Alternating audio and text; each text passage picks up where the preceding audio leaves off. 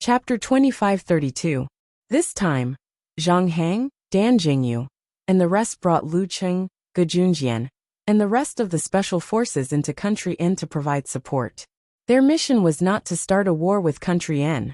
Their goal sounded simple, but it was rather difficult to achieve. It was to bring all the refugees from Country Z, who were scattered all over Country N, back to their country safely. No matter where you went in the world, the country would never give up on you. Therefore, Zhang Hang, Dan Jingyu, and the rest led the team and risked their lives to come to Country N. Of course, out of selfishness, they also wanted to bring back the bodies of their comrades, who had unfortunately died in Country N, back to their motherland. At present, there were hundreds of refugees from Country Z hiding in this hideout. Zhang Hang dared to take the risk of bringing Yun Jian and the rest into Country N, because even if something unexpected happened, Yun Jian and the rest would definitely have the ability to protect themselves. However, this group of refugees was different. They were just ordinary people. If anything happened, they would definitely die. Moreover, with hundreds of people traveling together, it was very likely to attract attention. Therefore, Zhang Hang and the rest had been waiting for the opportunity to send this group of refugees back to their country. But now, Yun Jian suddenly stood up and told him that there was such an opportunity to send this group of refugees, who had been innocently affected by the recent riot, back to their country. This was great news for Zhang Hang and the rest. Just a moment ago, Zhang Hang was still bragging to everyone about Yun Jian's ability on the battlefield. At this moment, Zhang Hang had already jumped down the stairs and rushed to Yun Jian. He asked in surprise, "Really? Yun Jian, is the information you gave me accurate? What are the chances of success?" Yun Jian's words gave the refugees lying around a glimmer of hope for survival. However, just as a glimmer of hope ignited in everyone's hearts, Yun Jian suddenly said, 50%. After speaking, she emphasized again, "Only half of you here can leave Country N alive. When my people kill their way into Country N's borders, you must take advantage of the battle between the two sides to rush out of Country N's borders. Because if we win the battle, Country N will immediately send troops over. If you don't take advantage of the chaos and leave quickly, you will be killed on the spot by the Country N army coming from behind. By then, none of you will be able to escape." What he meant was that if they wanted to take advantage of this opportunity to leave N country, they had to rush out of N country, while Yun Jian's men were fighting with N country's troops stationed at the border. If he was careless and got hit in a vital spot, then he could only blame himself for being careless. All the refugees and special forces, including Zhang Hang, who had their hopes rekindled, fell into silence again at her words. What Yun Jian was implying was that out of the hundreds of people present, only half of them could leave Country N alive if they chose to leave. A 50% survival rate. Why? Why did we have to encounter such a thing? I'm just going to Country N for a vacation. Why did something like this happen? Aren't you soldiers very powerful? It wasn't easy for us to survive until now, but you're telling us that only half of us can leave this place alive. I don't want to stay in this damned place anymore. You want to take us away. You're soldiers, you have to protect us unconditionally." Not long after Yun Jian said this, a trembling male voice that had been suppressed for a long time sounded. The person who spoke was a very inconspicuous middle-aged man squatting in the corner. This middle-aged man wore square-framed glasses and had the aura of a cultured person. "My wife died a few days ago. He had been killed by those inhumane people from N country. I don't want to stay here anymore. Aren't you soldiers who serve the people? Then think of a way to get us out of here. Why must there be sacrifices? Aren't you supposed to protect our lives? If you can't even protect our lives, then what's the use of having you here?" Perhaps it was because of fear. This middle-aged man who wore glasses and looked very elegant became agitated. When people were in extreme fear and panic, their humanity would be exposed to the highest point. After the middle-aged man finished speaking, those refugees who had been helped by Zhang Hang, Wang Xuefei, Zhang Meili, and the others could no longer hold it in. Because of the fear of death, they shouted endlessly, "That's right! Didn't you come to Country N to protect us? If you can't even guarantee our safety, then what's the use of having you here?" You still call yourself soldiers. I think you're a bunch of cowards. Take us home. You said you'd take us home. We don't want to die. Why can't you soldiers rush in front of us to protect us? M. Chapter 2533. Translator. Endless Fantasy Translation Editor. Endless Fantasy Translation, page 1/1. Only when one was forced into a helpless situation would the darkness of one's human nature erupt to the highest point. The reason why the people of N Nation killed Z Nation's citizens and raped women for no reason was because of the chaos in N Nation. There were two factions fighting for the throne, and the people of N Nation had nowhere to go. Without the restrictions of the country's laws, the immoral things that people could do were countless times more disgusting than one could imagine. Z Nation's laws were perfected, so robberies, murders, and rapes were greatly reduced. N Nation was now in a state of being without a ruler, let alone laws. In a society governed by law, there would still be rapes, robberies, and murders. Imagine what would happen in a country without laws and without restrictions. The middle-aged, bespectacled man, who usually looked like a gentleman, but at this moment, he was showing off the ugliness of human nature to the extreme. Everyone present protested loudly. Bring us home safely. Bring us home safely. Bring us home safely. With the middle-aged man with glasses taking the lead, all the refugees raised one hand and shouted. When they were first rescued by Zhang Hang and the others, this group of refugees had just escaped from death. At that time, to this group of refugees, it was already very good to meet the people sent by the country to save them. That was already a blessing from the heavens. Because if they had not met Zhang Hang and the others sent by the country to protect them, they would have been killed by the people of N Nation like the others. The women were directly sent to hell after their bodies were ravaged. But as time passed, everyone was already dissatisfied. It had been so long. Why was no one sending them back to their country? In the end, Yun Jian announced in front of everyone that she could send them back to their country. But the survival rate was only 50%. They did not want to die. After seeing their relatives and friends being killed by the people of N Nation and dying in various ways, their fear of death deepened. So, they did not want to die and could not die. Everyone, be quiet. We will protect you from behind and do our best to let each and every one of you leave N Nation safely. So please be quiet and wait for me to finish, okay? Zhang Heng saw that all the refugees who were sitting on the ground had stood up. They were so angry that they looked like they wanted to kill someone. He tried to calm himself down, but his fists were clenched involuntarily. Of course, he wanted to send everyone back to Z country safely. His responsibility was to bring everyone present back to Z country safely.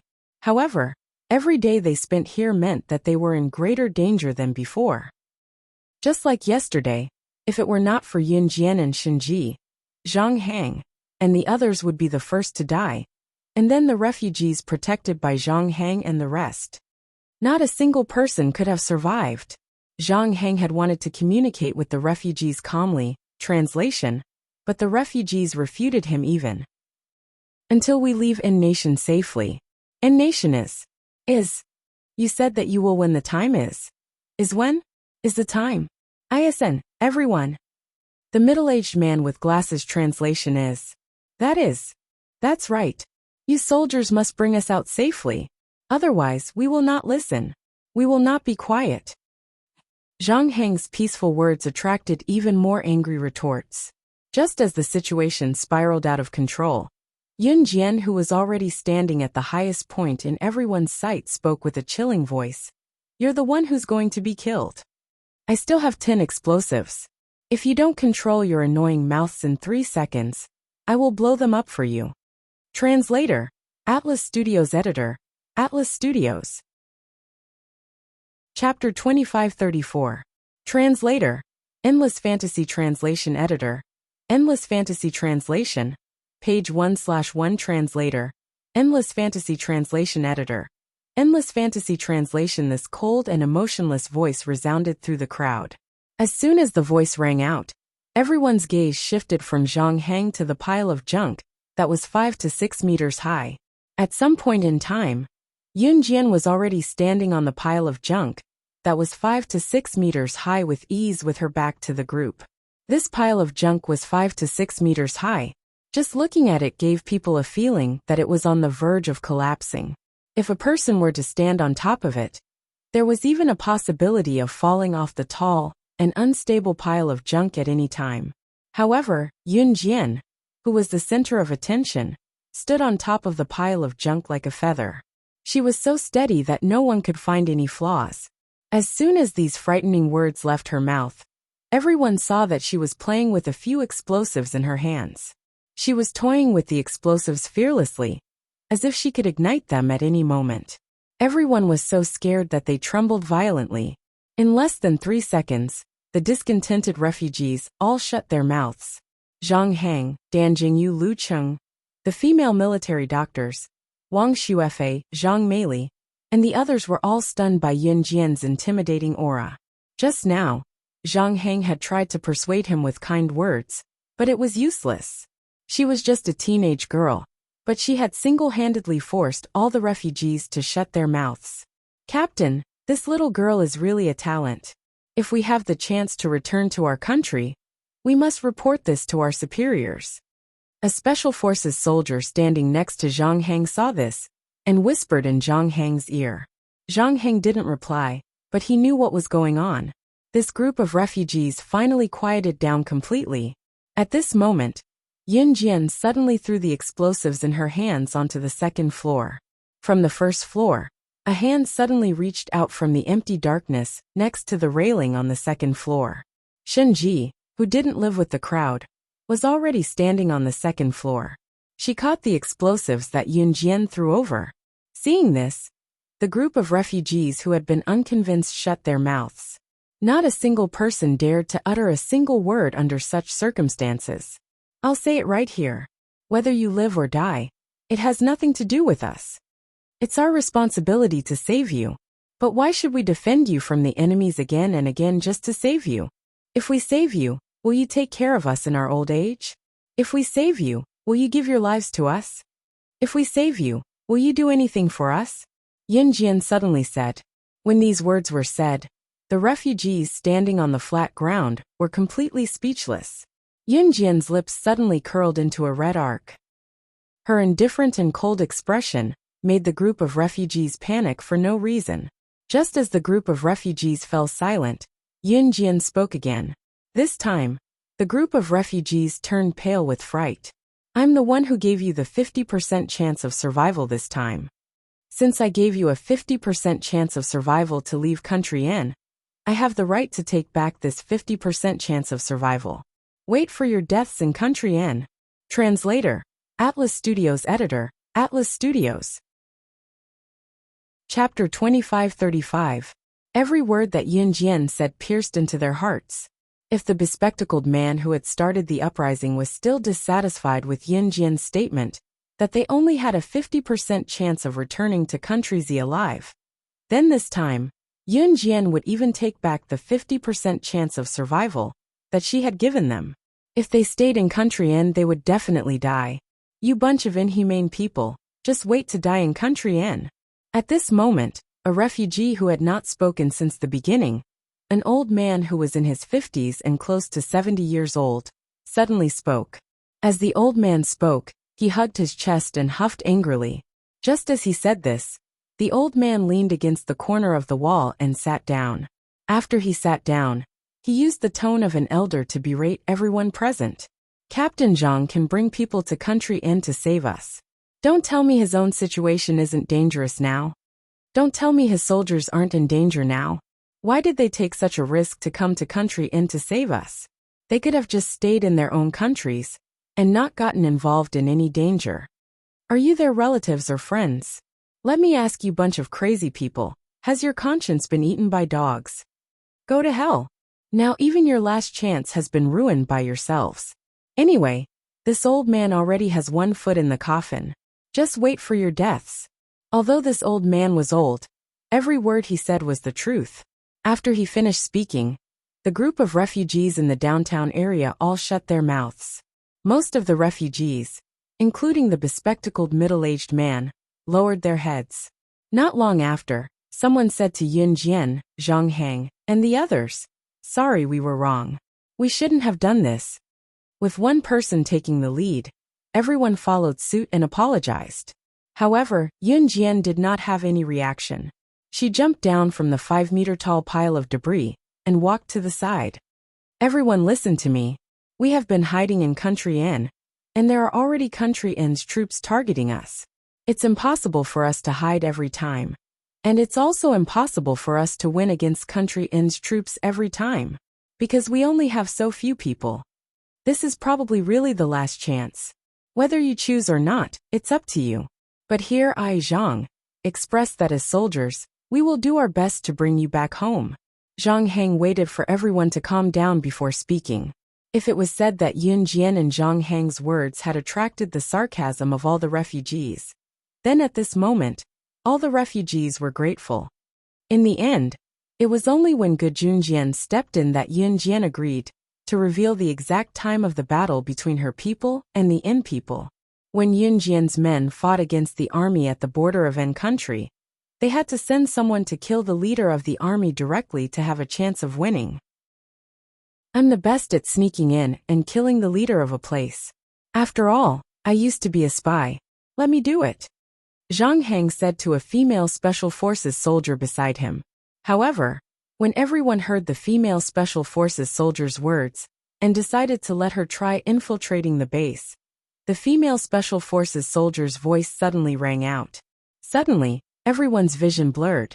They saw that Yun Jian was already dressed in a tight suit and tight pants. There was a pistol strapped to her thigh, and 2 butterfly knives on both sides of her waist. It was the standard female Special Forces outfit. While everyone was stunned, she said something that made everyone present, including Zhang Hang, Zhang Meili, and all the refugees stunned. "Damn, no one is better at assassination than me." Wonderful Book House. Chapter 2536. In the blink of an eye, Yun Jian had already changed into her outfit for the mission. This scene stunned everyone present. The next second, everyone regained their senses. "Are you sure you can do it? When it comes to assassinating the leader of a target, you can only succeed once. Otherwise, you won't have any chance of success if you send someone to assassinate him again." Miss Inu used to be a proper female spy. She even participated in a mission to eliminate a smuggling group 8 years ago. As a female spy, she infiltrated the smuggling group and hid for 5 years. Finally, she became the new leader of the smuggling group and uprooted the entire smuggling group. When it comes to assassination, it's not about brute force. Although I heard that you know how to drive a tank, Miss Inu is still the best at assassination. The bespectacled middle-aged man who had led the protest earlier, who usually looked refined, stood up and said. The middle-aged man who was leading the protest was called He-Won. It was a very simple and honest name. He was born a farmer and spent a few years studying. His academic results were so good that he was always the top student in the city. Because he was too focused on his studies, he even wore glasses. However, when he was in his 2nd year of high school, something happened to his family, and He-Won dropped out of school. After that, he wandered around in society and came to Country Inn to work. He used to be a genius in his studies. Without nurturing, he was no different from an ordinary person now. Now, in order to survive, he refuted Yun Jian's words after hearing them. Inu was the female Special Forces soldier who used to be a spy. Her full name was Lu Inu. Lu Inu had been with the refugees since a few months ago. In Country Inn, where their lives were in danger, and they didn't know if they would have a tomorrow. The refugees only knew to listen to Lu Inu and the others talk about how they used to be Special Forces soldiers. Everyone took turns telling stories to pass the time. He-Won had heard about Lu Inu's past as a female spy from a group of Special Forces soldiers. So he quickly spoke up. Actually, most of the refugees present apologized after hearing the old man's words, because they were afraid that Yun Jian wouldn't even give them the last chance to return to their country because of this. The assassination of the leader of the army, guarding the border of Country Inn, was to allow Yun Jian's men to easily subdue the army. To put it bluntly, it was to create more chances for them to escape. Thus he won, as well as all the refugees present, naturally hoped that the strongest among them would assassinate the other party's leader. That's right, let Miss Inu go. Miss Inu's strength is obvious to all. After he finished speaking, someone immediately spoke up. I support Miss Inu. I support Miss Inu. The crowd became rowdy again.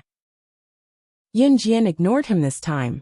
She bent down and picked out a dagger from the pile of weapons at the side. With the blade facing down, she held the hilt and walked out. She didn't explain, but she didn't follow the group's instructions either. Why don't we go together? Lu Yinhua was a very reasonable person. Seeing that the people around her refused to stop talking, she readied her weapon and jogged after Yin Jian, after saying what she had to say. Currently in country's Izhia province, Longmen City, Qin Yiru was arranging her photo album. There was a pile of photo albums on the floor. Ding dong ding dong. The doorbell rang then. Qin Yiru glanced at the two fellows and her son. Seeing that they were having fun on the sponge cushion, she went to open the door. It was her next-door neighbor. After chatting for a while, Qin Yiru came back. She happened to see the little girl babbling, "Mama, Papa." The little girl was holding a family photo in her hand. The girl suddenly folded the photo and giggled. Si Yi's thin lips in the photo and Yin Jian's pink lips in the photo were stuck together because of the folding. "Mama, Mama, Mama. Papa, Papa. Hee kiss kiss kiss." M. Chapter 2537. Page 1/1. Even though it was just one photo, it was enough for Qin Yiru's imagination to roam. Even Qin Yiru's face flushed at the sight of it, despite her shrewd countenance. Yuan, you can't fold photos randomly." The little girl frowned as she looked at the family photo. Because the little girl folded the photo, Ce and Yin Jian's lips kissed. She seemed to understand what this meant. Qin Yiru was afraid that these children would mature early, so she quickly walked over and tried to snatch the photo from the little girl's hands. "Papa, Mama, Papa. Mama, Papa. Papa." "Yeah." The little girl frowned. Her two small hands, which were as small as a mature adult's finger, grabbed the photo tightly and refused to let go. Papa was the word for mother-in-law, which was not pronounced properly. She was calling Qin Yiru. The little girl seemed to want to express something. Since the little girl's hands were small and tender, Qin Yiru did not dare to use too much force. Hence, she was unable to pull the photo out of the little girl's hands. She gave up helplessly. Fortunately, there were no sensible children or adults around. Otherwise, she would have been embarrassed to death. Kiss kiss kiss kiss. The little girl was having a lot of fun folding the photo. In the end, sleepiness overwhelmed her. When the little girl fell asleep, she hugged the photo that was folded to show Si Yi's thin lips kissing Yun Jian's red lips and fell asleep. Qin Yiru took this opportunity to gently take the photo out of the little girl's hands. Then, she put it together with the stack of photos on the ground and hid it. When the little boy saw Qin Yiru leave, he looked left and right. Suddenly, he crawled in front of the little girl and lowered his head. He imitated the way Ce usually kissed Yun Jian. He kissed the little girl's forehead and giggled again. Back at the scene in In Country, the group planned to break through the In Country's border troops. "Yun Jian, wait for me. Let's plan how to sneak in and assassinate him." Lu Yinhua caught up with Yin Jian and asked. When Lu Yinhua said this, her voice was extremely soft. The people in the vicinity were all from In Nation. During the riot, the In Nation's treatment of the Z Nation's people could not be described with the word reckless. If the two of them were discovered, they could even predict what would happen to them. She would become the plaything of tens of thousands of men. Her body and mind would be destroyed and she would die. "The army's camp is just ahead. Wait for me outside and don't come in." Yun Jian only left Lu Yinhua with this sentence and walked forward. "Hey you." Hearing this, Lu Yinhua walked over and grabbed Yun Jian's arm. "It's too dangerous for you to go alone. Let's go together." Yun Jian blinked. She wanted to refuse, but after thinking about it, she said, "The military camp stationed here is very large. It can be divided into the East and West military camps. The head of the military camp is in the East military camp. If you want to think of a way to attract most of the people from the East and West military camps to the West military camp. 10 minutes will do." After saying this, Yun Jian did not wait for Lu Yinyue's reply and left in a flash. The technology in-country was not advanced, and there were no cameras in the military camp. It was already very impressive to have a camera here. Yun Jian had already found the head of the military camp. It was a huge open space. There were countless stars in the sky. In this open space, there were many naked women and girls lying on the ground. Moan. Why aren't you moaning? B*TCH. Move your hips. F*CK. This was simply a scene of promiscuity. Countless N-Nation people were riding on top of the women and girls, who were obviously captured from Z-Nation. They were doing extremely disgusting things. One of the N-Nation people rammed into the motionless body of a woman, whose mouth was full of blood. The woman did not make a sound. The N-Nation person pulled out a knife and stabbed the woman, who had no desire to live to death. He was still speaking in N-Nation's language. B*TCH, if you don't listen, I'll kill you. Translator. Henyi Translations Editor. Henyi Translations. Chapter 2538. Translator. Endless Fantasy Translation Editor. Endless Fantasy Translation Translator. Endless Fantasy Translation Editor. Endless Fantasy Translation. There was no despair, only more despair. The group of women at the scene were all motionless. They had lost all hope in life. Some of them had witnessed their husbands being killed by the N-Nation people a few months ago.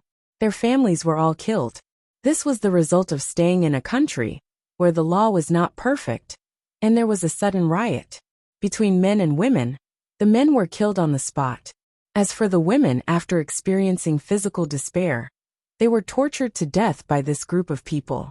There were some courageous women who had committed suicide long before they were humiliated. When Yun Jian arrived at the scene, this was the scene she saw.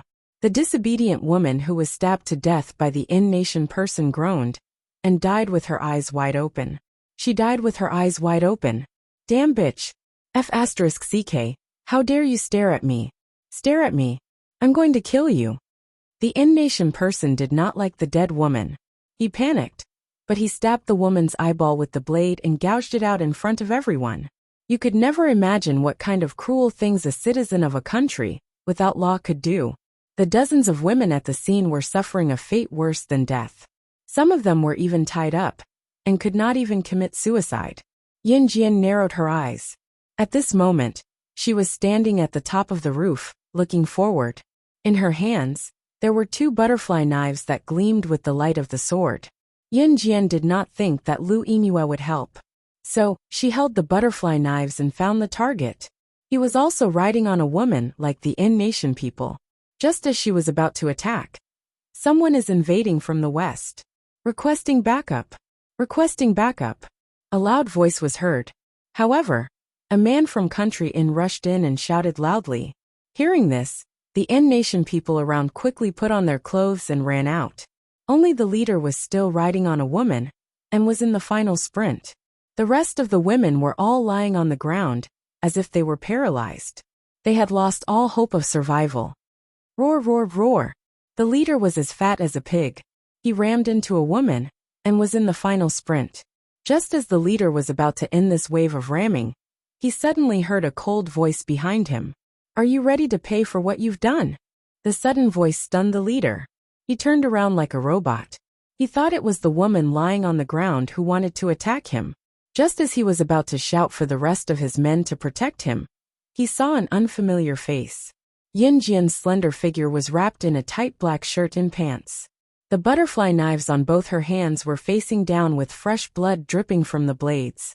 Her nonchalant expression made her look like a killer. The leader saw that the group of subordinates who were supposed to protect him were all lying in a pool of blood, without making a single sound. You! The leader wanted to get out of the woman's body and escape, but he did not.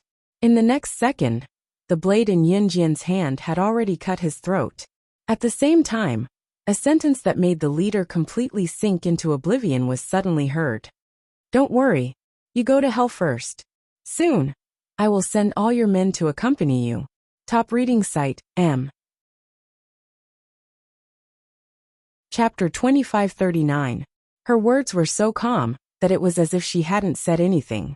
However, as soon as she finished speaking, the leader's eyes widened, and he fell to the ground with a thud. His pupils didn't open or close for a long time. Obviously, Yun Jian's words made him die with his eyes wide open. This was his military camp. To him, without the military camp, it was equivalent to having nothing.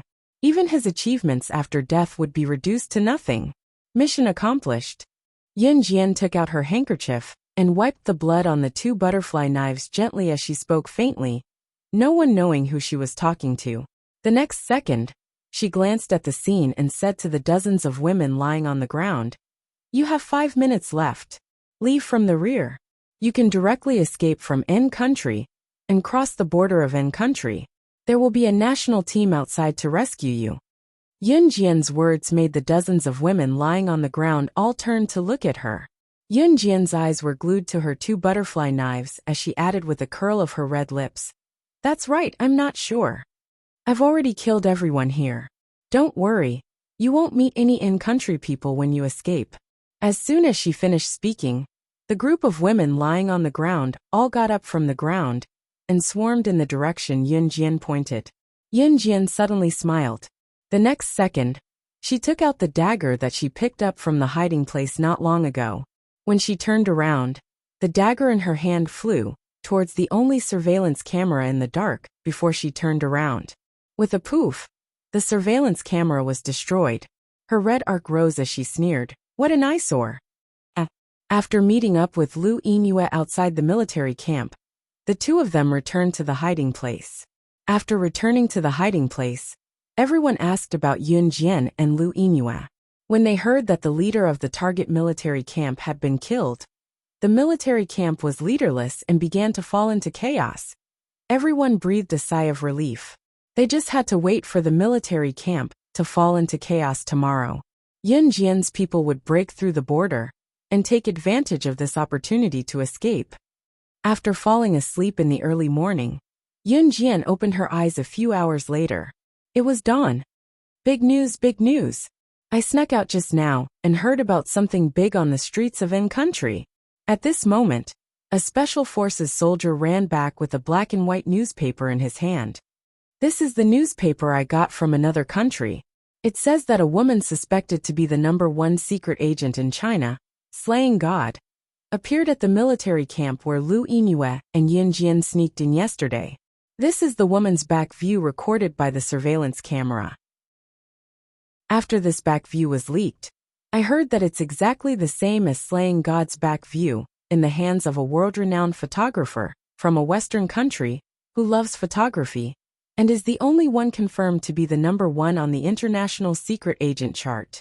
So, we can further speculate that the woman who appeared in the military camp yesterday might be slaying God, the #1 secret agent on the international secret agent ranking." The Special Forces soldier held the newspaper in his hand and shouted in panic. As he spoke, he even showed the ambiguous photo printed on the newspaper to everyone. It was so ambiguous that no one could tell whether the person was a man or a woman. "Yingyue, Yun Jian, did the both of you see someone else in the military camp last night? I'm afraid that person is the #1 secret agent on the international secret agent ranking, slaying God." The Special Forces soldier exclaimed in surprise. Upon hearing that, everyone turned to look at Yun Jian and Lu Yingyue.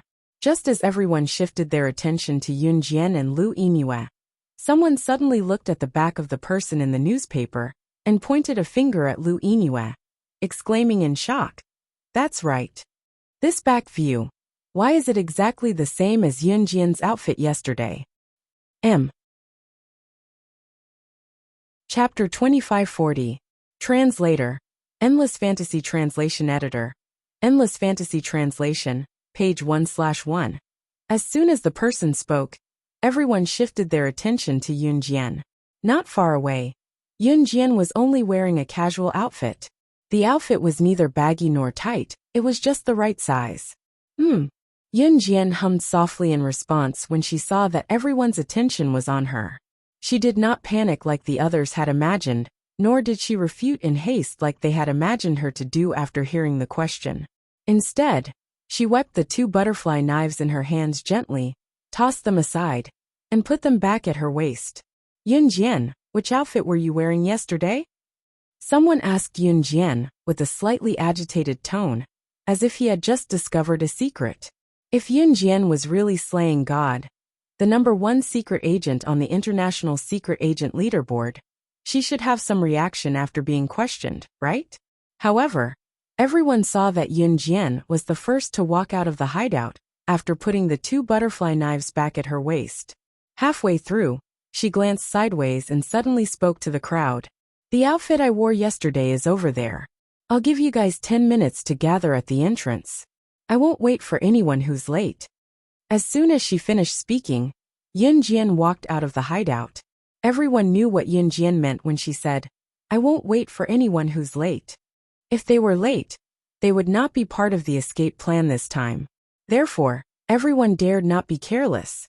However, before they walked out, the middle-aged man with glasses, who was he one, was the first to rush forward and hold up the tight-fitting outfit Yun Jian wore yesterday. He compared the tight-fitting outfit Yun Jian wore yesterday with the back view in the newspaper. Everyone's eyes widened at that moment. Yun Jian waited for 3 minutes in the hideout before everyone came out one after another. Looks like we've misunderstood. You're not slaying God, the #1 secret agent on the International Secret Agent Leaderboard. A middle-aged man who walked out first smiled at Yun Jian awkwardly. You almost scared me, but the style of the outfit is completely different. Also, I remember that Yun Jian wore an outfit without any accessories at the back. Zhang Meili walked over and said, this farce would end here. At that moment, Yun Jian stood in front of everyone with her red lips pursed. She did not make a sound. She seemed to have expected this outcome, as there was no joy or worry on her face. The outfit was an assembled one. The accessories on the outfit could be removed at any time. Otherwise, Yun Jian would not have allowed the security camera to capture her. Boom, boom, boom, boom, boom, boom, boom, boom. A series of gunshots were heard from afar. It was obvious that Yun Jian's men were already engaged in battle with the assassins of the leader yesterday. Yun Jian led a group of people to hide in the tall bushes. Listen to my orders and wait for the right time. When I say run, no one is allowed to turn back. Charge forward with all your might. I'll tell you to run when the damage is at its lowest. Yun Jian's gentle reminder was quickly drowned out by the sound of explosions and gunshots. Everyone nodded in unison. If one were to observe carefully, one would notice that the refugees from Country Z were crossing their arms. Everyone knew that this was the key to their survival. It was the entrance to hell. If they could escape, they would live. If they could not, they would die. Just when everyone's hearts were clenched tightly, and they could not breathe, Captain Zhang Heng glanced at Yun Jian's men bombarding the enemy from afar. Then, he looked at Yun Jian, and asked Yun Jian under everyone's watchful eyes, how do your men possess such powerful firearms? The battle has been going on for almost 30 minutes. This level of firepower is comparable to an underdeveloped country.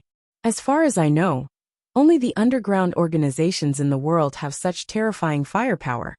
Top reading website M. Chapter 2541. There was nothing wrong with Zhang Heng's words. Some small countries that were not developed, or even dependent on other countries, could not even produce such firearms. Talents were also needed for the production of firearms. Some countries did not even have such talents. They could not produce all kinds of firearms and ammunition in their own country, so they had to buy them from other countries. How could such a country be powerful? On the other hand, Yun Jian's people had so many firearms. This was not something an ordinary person could have. Have you heard of a saying? Yun Jian did not answer Zhang Heng directly. She said, what saying? Zhang Heng had a weed in his mouth, and a hat made of weeds on his head as he retorted, the less you know, the longer you live. Or do you choose to die now? Yun Jian's words came right after the sound of the sky-shaking cannon. Her voice was neither loud nor soft, but it reached everyone's ears. I still want to live for a few more years. Zhang Heng spat out the weed in his mouth and laughed. He did not press her further. Everyone around them was worried about their own safety. At this juncture, Although Yun Jian and Zhang Heng's conversation was very interesting, their own safety was more precious. In a while, you will bring some people to cover them. Now give me all your sniper rifles. Yun Jian spoke again, after Zhang Heng finished his sentence in a joking manner. What do you want to do? Zhang Heng asked again. As he asked, he also asked his men to give all their sniper rifles to Yun Jian. Zhang Heng felt that talking to Yun Jian was not like talking to a 19-year-old rookie in the special forces. Instead, it was like talking to a powerful veteran who had been on the battlefield for many years. Yun Jian did not reply to Zhang Heng's question. After all, the army stationed at the border had been stationed here for many years and was familiar with the terrain. It was not easy to kill them in a short period of time. For Mu Ying, who was far away in Country Z, what was happening here was a completely different world. Perhaps from the moment Mu Ying died for Yun Jian in the Han organization, she and Yun Jian were destined to never return to how they used to be. Mu Ying's own physical body had actually disappeared from this world. Her consciousness had been extracted by a perverted doctor and forcefully stuffed into her current body. When Yun Jian found her and brought the mad dragon to her side, Mu Ying had already accepted the mad dragon. But recently, Mu Ying found that she often fainted suddenly. That feeling was the same as when she had died. In the past 2 days, she had suddenly fainted 5 times. Moreover, the frequency of her fainting had increased recently.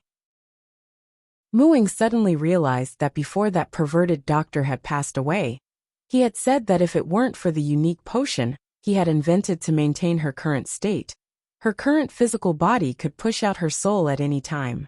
When the physical body completely pushed out the soul, she would in a sense die again. Before that perverted doctor died, he had said that this situation would usually occur 20 years after she had merged with her physical body. But now could it be that it had been brought forward? So Mu Ying had closed her door and refused to see anyone for the past 2 days. Even when Mad Dragon came to find her, she had used all kinds of excuses. In the end, Mu Ying pinched her knuckles until her knuckles turned white. Then, she typed a text message on her phone and sent it out. Don't come looking for me again. There was no reason. But less than 10 minutes after this text message was sent, bang! The floor-to-ceiling window in Mu Ying's room suddenly made a crisp sound. In an instant, a tall man dressed in black used his body to directly break through the window and jumped in. Chapter 2542. Translator. Endless Fantasy Translation Editor. Endless Fantasy Translation, page 1/1. She had no choice but to send that message to Mad Dragon. But Mu Ying didn't expect Mad Dragon to be loitering around her house. She also didn't expect that he wouldn't reply to her message. Instead, he would break through the floor-to-ceiling window and barge in. Mu Ying had no doubts about Mad Dragon's strength. But she didn't want to see him anymore. Why did he come looking for her? Mu Ying was originally sitting on her bed. When she saw Kuang Long walking towards her with a face full of hostility, she almost instinctively got up from the bed and ran towards the door. She tried to break through the door. She couldn't let Mad Dragon know that she didn't have long to live. She also couldn't drag him down. But just as Mu Ying's hand reached out to open the door to her room, her hand was tightly grasped by a large hand. Mad Dragon, like Yun Jian and Shinji, was always at the top of the world. His whole body emitted a ruthless aura of blood. It felt like he could kill someone at any time. Mu Ying knew that Mad Dragon wouldn't do anything to her. But when she thought of her body's condition and felt his ruthless aura, she panicked even more. Let go of me, let go. Or I won't talk to you anymore. Mu Ying desperately tried to pull her hand away from Mad Dragon's grip. My little fool, where are you going? Mad Dragon was still the same as before, showing a gentle smile. But this gentle smile, which was like a gentleman's smile, contained a murderous aura that outsiders couldn't feel. It wasn't that he wanted to kill Mu Ying. It was that Mad Dragon was an assassin. His words and actions couldn't be separated from the murderous aura of an assassin. This uncontrollable ruthless aura made Mu Ying panic even more. Darling, you came looking for me? I've missed you for a long time. Mu Ying knew that Mad Dragon would not give up. She rolled her eyes and hugged Mad Dragon. pressing her cheek against Mad Dragon's chest as if nothing had happened.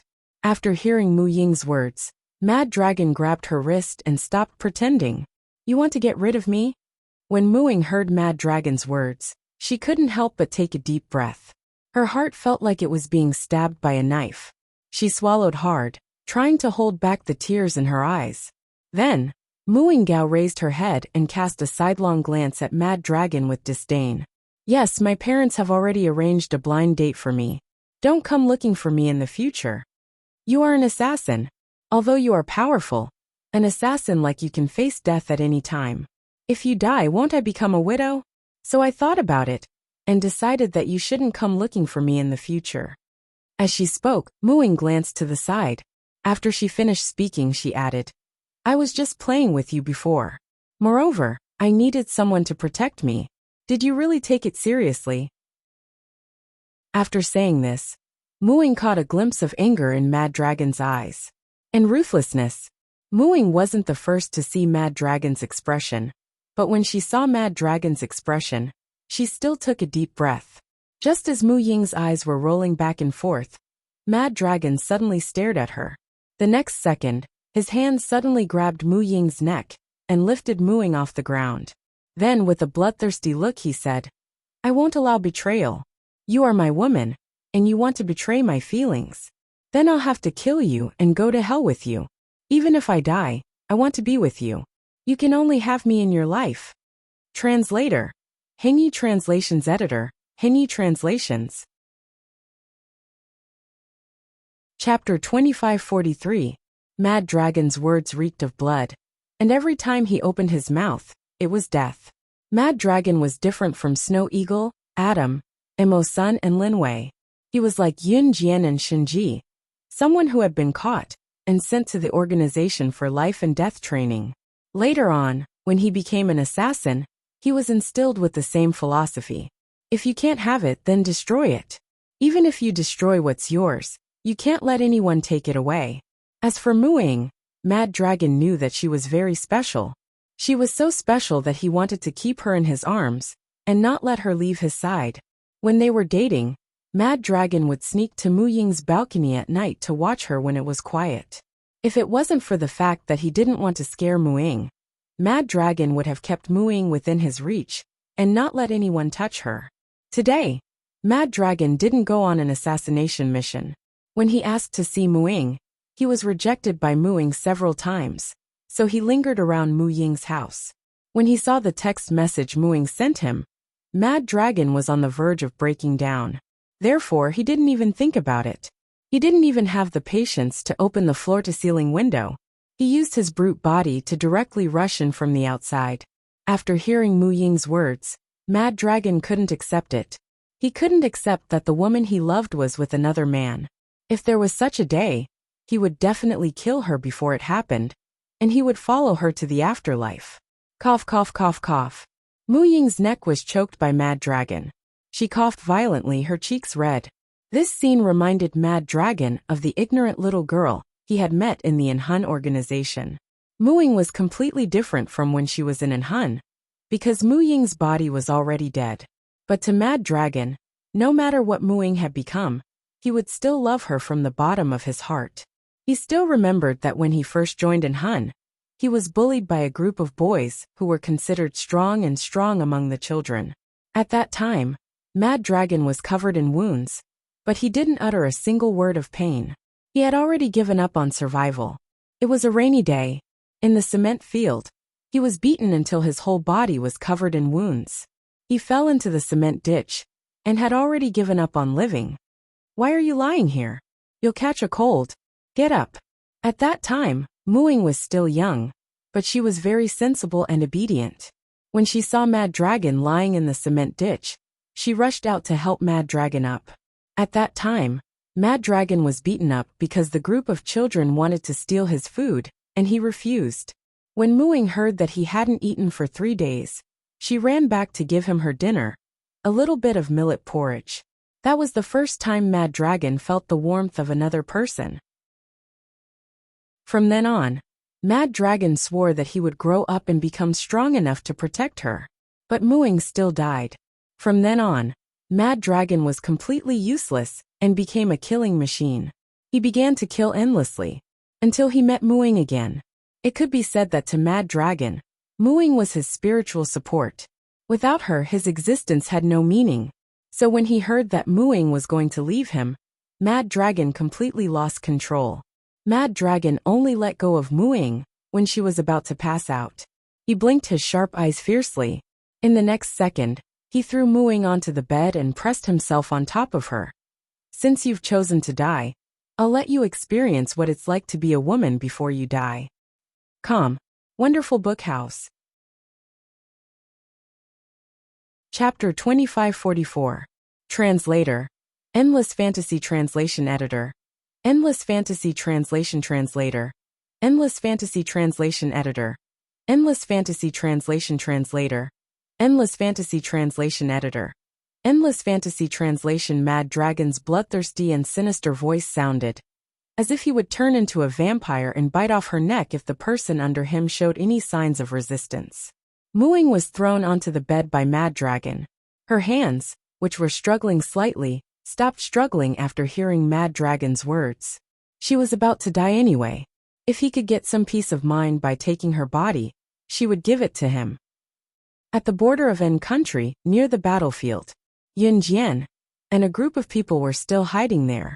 At this moment, everyone was focused on the battlefield in front of them.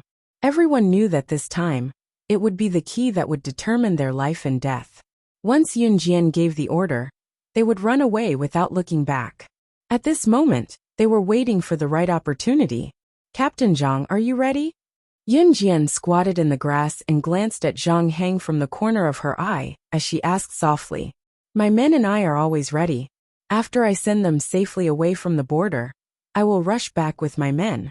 Yunjian, sorry for the trouble. Zhang Heng replied to Yunjian. Yunjian smiled when she heard this. When the people around them heard the conversation between Yunjian and Zhang Heng, they already had a hunch that Yunjian was about to give the order to run. Sure enough, in less than 3 minutes, a melodious female voice suddenly rang out. Run! Everyone ran in the direction they had agreed on earlier, afraid that they would lose their lives if they were too slow. The army of in-country stationed at the border was almost wiped out by Yunjian's men. But even so, there were still about 100 people. Seeing a group of refugees from Z country trying to escape, the group of in-country people carried their guns and tried to stop them. Everything went according to Yunjian's plan. When the number of in-country people stationed here was the lowest, the refugees ran towards the border. In less than 3 minutes, in-country's reinforcements arrived at the scene. At this time, the refugees were still not completely out of danger. Use the cannons. Blast them to death. None of the Z citizens are allowed to escape from country N. Blast them to death. Seeing that most of the N-nation troops stationed here had been wiped out, the leader of the reinforcements who had rushed over roared furiously. Following that, more than 10 cannons were deployed in a formation. There was only 1 minute left. In just 1 minute, the refugees from Z country, who had escaped from the danger zone, would be free. The reinforcements from country N, who had rushed over, were unable to catch up with the hundreds of refugees who were about to escape from country N. However, if more than 10 cannons were to bombard them simultaneously, the refugees would still die. Oh no! Everyone run! Run! Don't look back! Zhang Heng had already realized that something was wrong. With more than a dozen cannons firing at the same time, even if Yunjian was there, she wouldn't be able to buy them the last minute to escape, because she, Yunjian, was all alone. No matter how fast one could use a sniper rifle and aim accurately, the sniper rifle still needed to be reloaded. After sniping the more than 10 N-nation people who were operating the cannons, there would still be more people to fill in, unless Yunjian had 3 heads and 6 arms, or a machine gun that could fire hundreds of bullets in succession. The refugees would all die on the spot. It was over. Other than the refugees, the special forces who were covering the rear all realized that this was a hopeless situation. However, they still followed the plan that they had previously agreed on. Not a single one of them fled at the last minute for their own sake. It was a pity that they didn't have the time to return to the embrace of their motherland and say goodbye to their family and friends. Just as all the special forces and the female military doctor, Zhang Meili, Wang Xuefei, and the others who were hiding in the mountains a few hundred meters away from here, and didn't leave country N with them all thought so. More than 10 N nation people had already stepped forward, intending to operate the cannons to give the refugees and the special forces, who were covering them, the final blow. Tut tut tut tut tut tut. Just as everyone realized that it was hopeless, a series of sniper gunshots rang out one after another. The moment the gunshots rang out, the N nation people who were about to step forward to open fire were killed one after another. Everyone suddenly widened their eyes in horror. One had to know that Yun Jian was only holding a sniper rifle. A sniper rifle could only shoot in bursts and couldn't fire bullets in succession. However, the bullets fired from the sniper rifle were like a machine gun's continuous firing. Just as everyone turned their heads to look in surprise as they ran, they saw Yun Jian in the distance holding more than 10 sniper rifles that she had taken from Zhang Hang. She didn't even focus on the sniper spot. She carried both sniper rifles with both hands and killed the N nation people who were about to step forward to open fire with one shot. Every lift and shot was accurate. After firing a few rounds of the sniper rifle, she picked up the other one. Her movements were so fast that there were no flaws. She used the sniper rifle's bursts to unleash the continuous firing of a machine gun. Who else in this world could do that?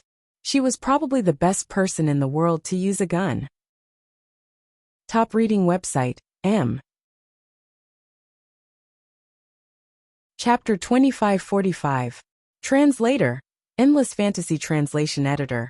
Endless Fantasy Translation, page 1/1. Run. Run. You'll be safe once you're out of country N. You can go home. Go back to your country. Run.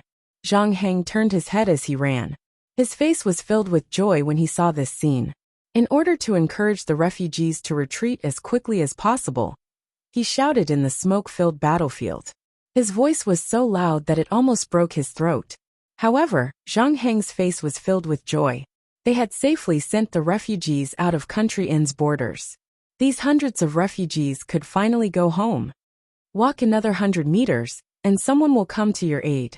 The people of country N aren't stupid enough to chase us out of their own borders. Goodbye. After Zhang Heng said this to the refugees, he raised the rifle in his hand and turned to the Special Forces soldiers standing beside him. Brothers, it's time to charge over with me. He told Zhang Heng and the others that the refugees were the most worried. The refugees didn't have the ability to protect themselves. This was equivalent to giving Zhang Heng and the others someone to worry about. Now there was no one behind them that they needed to protect. This meant that they could go all out. They would let the people of country N witness the strength of the special forces of country Z. Charge! Charge! Let's fight it out with those bastards of country N. Wang Xuefei, Zhang Meili, and the other female military doctors weren't arranged to return to their country. They were currently on a mountain and observing the scene. They had taken in Yun Jian's awe-inspiring performance just now.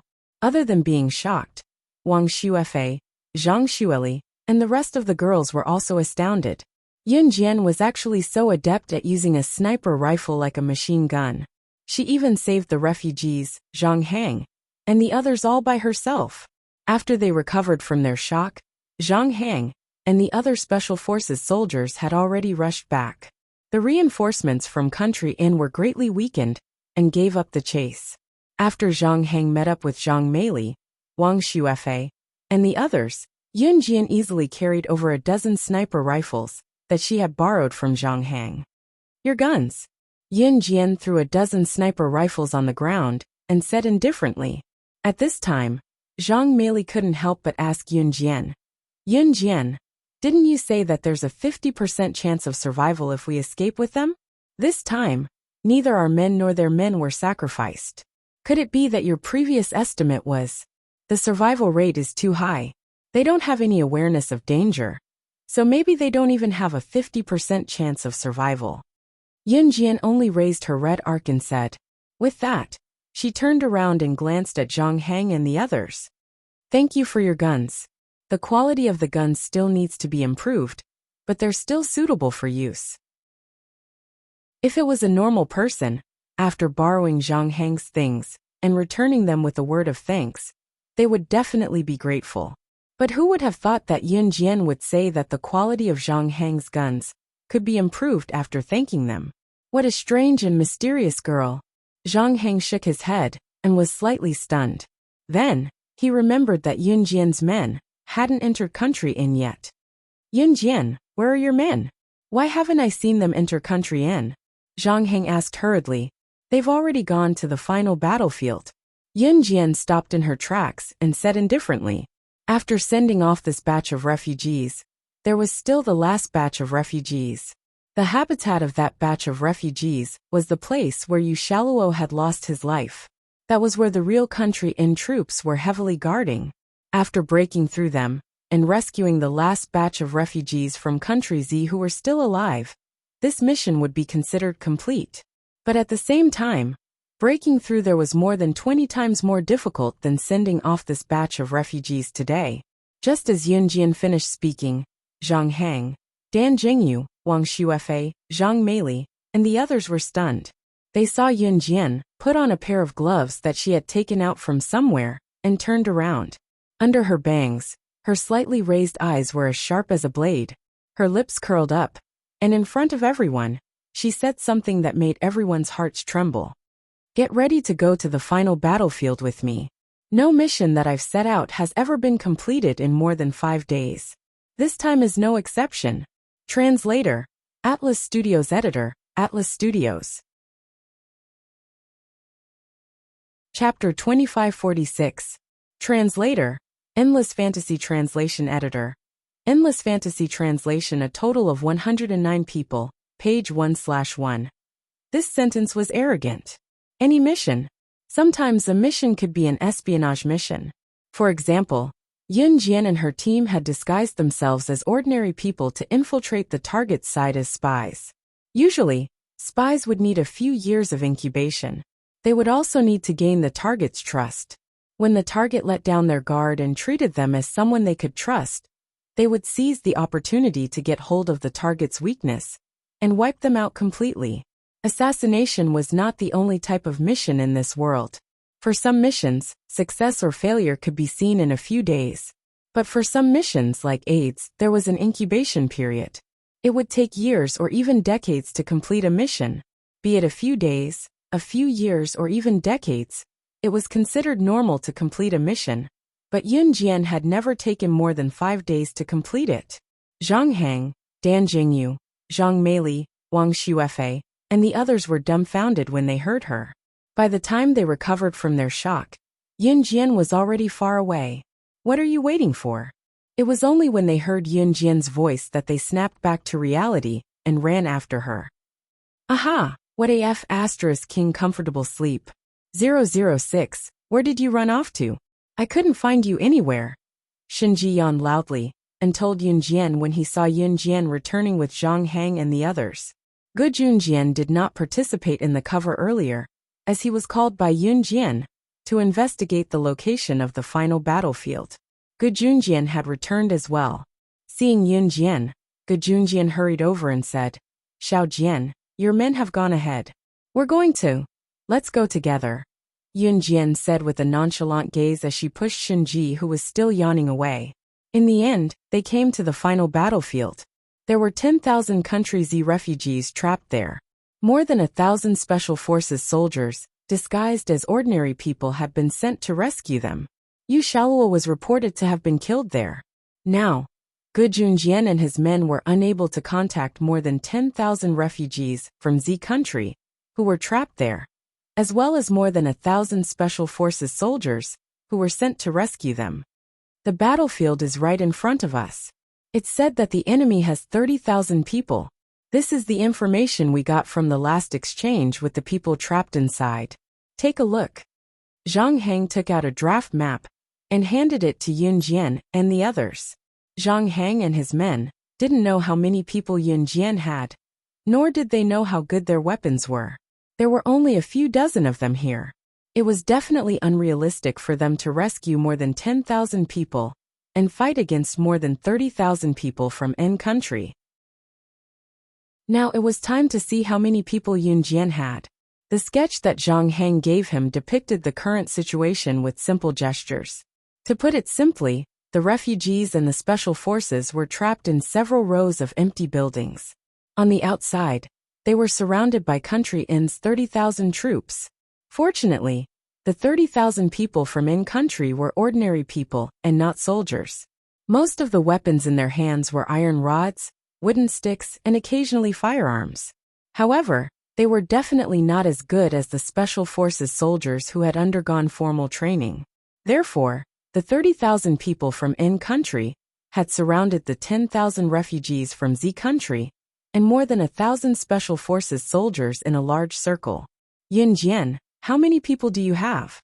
Zhang Heng asked an important question at this time. From the scene of the battle at the border just now, Yun Jian should have at least 10,000 people. Otherwise, she definitely wouldn't have such a powerful ability. Although he didn't know how Yun Jian summoned these people, now was not the time to think about it. However, just as Zhang Heng asked this question, and everyone thought that Yun Jian would count her people by the tens of thousands, she said something in front of everyone that made everyone speechless. No more, no less, a total of 109 people. Translator, Atlas Studios editor, Atlas Studios.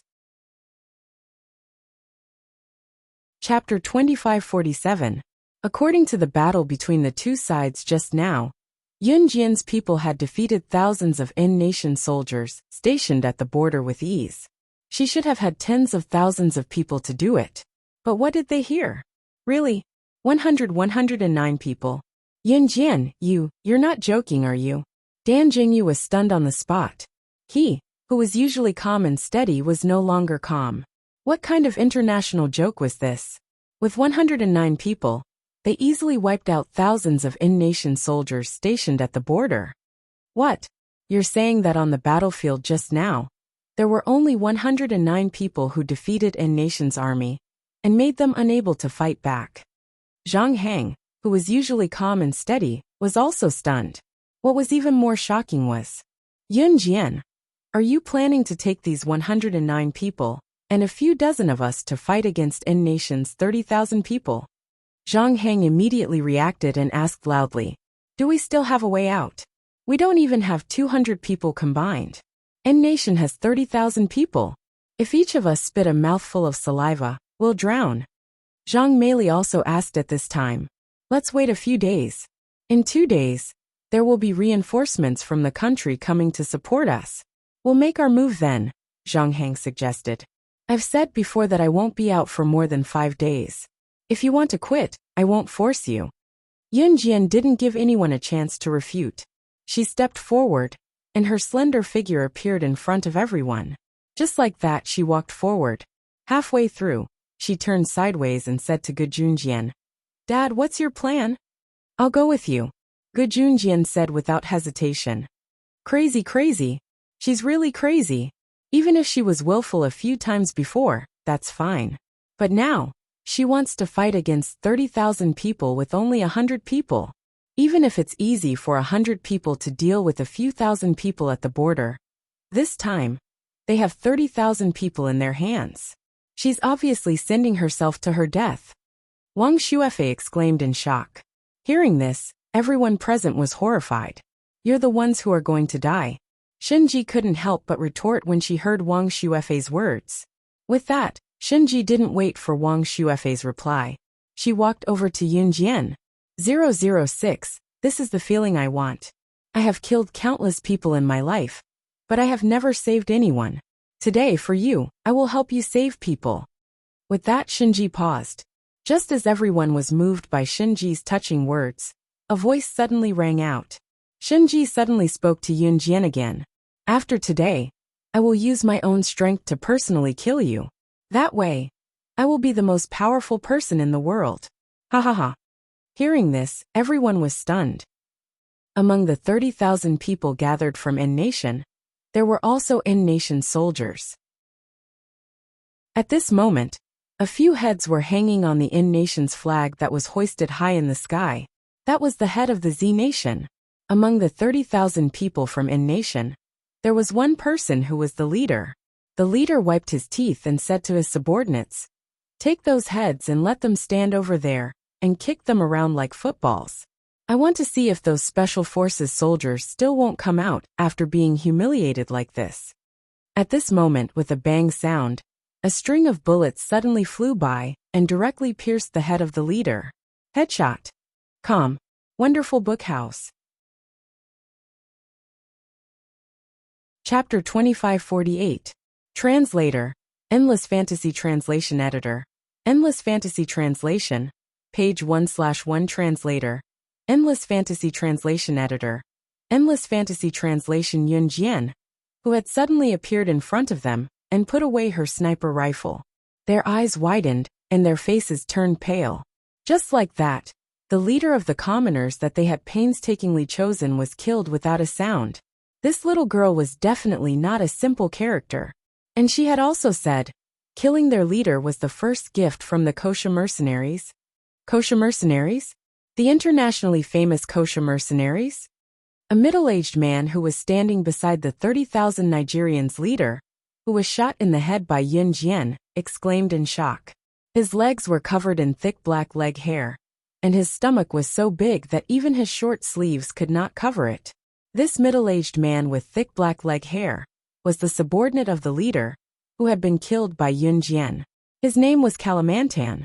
Kalimantan had followed the leader, who had been killed by Yun Jian, and bullied the Z people. He had organized the In people to gang rape women and humiliate the Z people. But in fact, Kalimantan had always wanted the position of the leader, who had been killed by Yun Jian. At best, Kalimantan was only a staff officer under the leader. But now that the leader was dead, Kalimantan was grateful to Yun Jian. Of course, this gratitude only included not killing her. Little girl, have you heard of this saying? In times of war, who cares if you are a member of the Kosha mercenaries? But since you have delivered yourself to us today, don't blame us for being rude. If you know what's good for you, you'd better come down yourself. We promise to torture you gently. As long as you serve us well, I promise you will not die, otherwise. Humph. Who cares if you are a member of the Kosha mercenaries? We can't even protect ourselves now. Who are you trying to scare? Kalimantan snorted a few times and stared at Yun Jian's body, which was wrapped in tights and pants. Kalimantan's promise to keep you alive was already the biggest favor. For Kalimantan and the others, the Z women they caught were usually gang raped on the street and killed directly. Oh, this woman is quite stupid. She used the Kosha mercenaries to scare us. The Kosha mercenaries are indeed powerful. If it was in the past, I would be afraid of them. But she doesn't look at our situation now. Our country is going to die. Who cares if she is a Kosha mercenaries? I am not afraid of them. Unless they are like the legends, they are as rich as a country. Because they have the same military power as a powerful country. But is it possible? A person from in-country standing next to Kalimantan also laughed happily. And his tone was full of sarcasm. Woman, come down quickly if you know what's good for you. Otherwise you will suffer a fate worse than death later. I really want to have a taste of the women of the Kosha mercenaries. In-country was in chaos. The two sides were at war. At this time, the country was already torn apart. For the In people, the Kosha mercenaries were not even able to protect themselves now. It was uncertain whether they could survive until tomorrow. So when they heard Yun Jian's words, everyone was stunned. She was pretending. More than 10,000 Z people, and more than 1,000 special forces, were surrounded in rows of abandoned buildings by in-country's 30,000 people.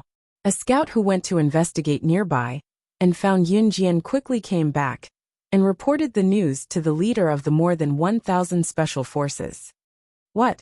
Only one person? And it's a woman? 2 days ago, our female special forces were sent out, and they were all humiliated to death like that. This time, I will definitely not let our Z people suffer the slightest bit of persecution. Brothers, follow me. When the leader heard the news, he was sitting on the ground with his eyes closed. At this moment he stood up from the ground with a whoosh, set up a rifle and walked out. Translator, Atlas Studios Editor, Atlas Studios. Chapter 2549. The scout was too far away, and did not hear what Yin Jian said clearly. However, he saw with his own eyes how Yin Jian fired her sniper rifle and blew up the heads of 30,000 enemy soldiers. Captain, please wait a minute. If we go out now, what will happen to these 10,000 refugees? Every corner is guarded by the N-Nation people. If we bring people out, what if the N-Nation people take the opportunity to attack?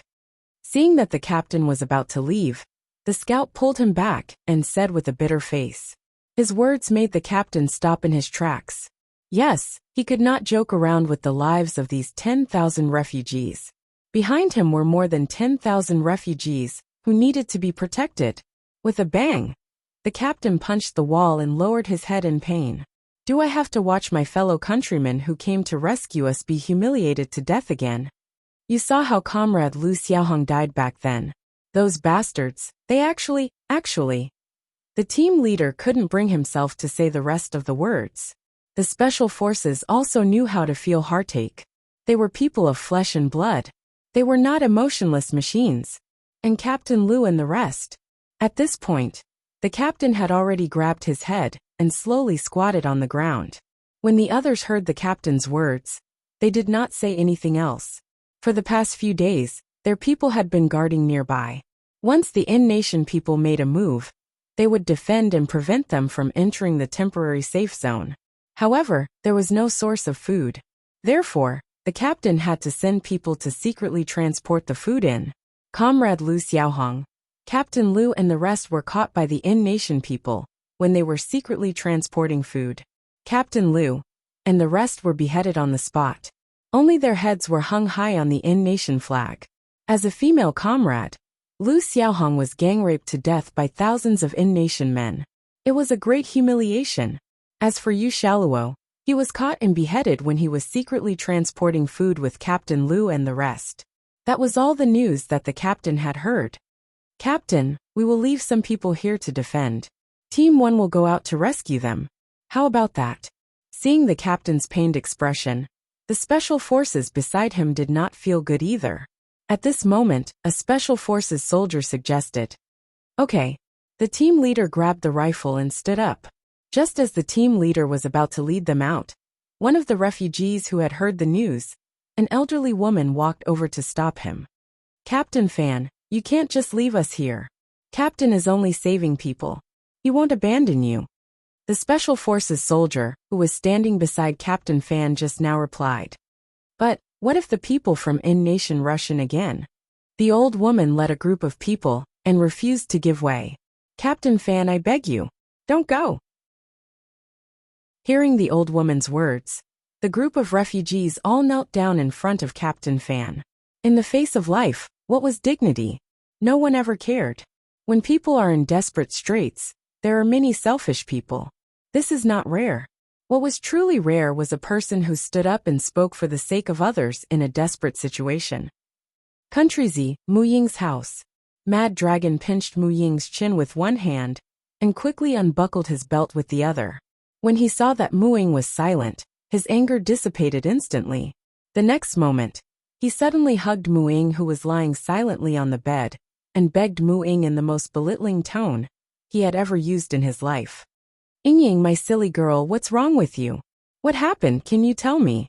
Let's solve it together. As long as you don't leave me, I will do anything you want.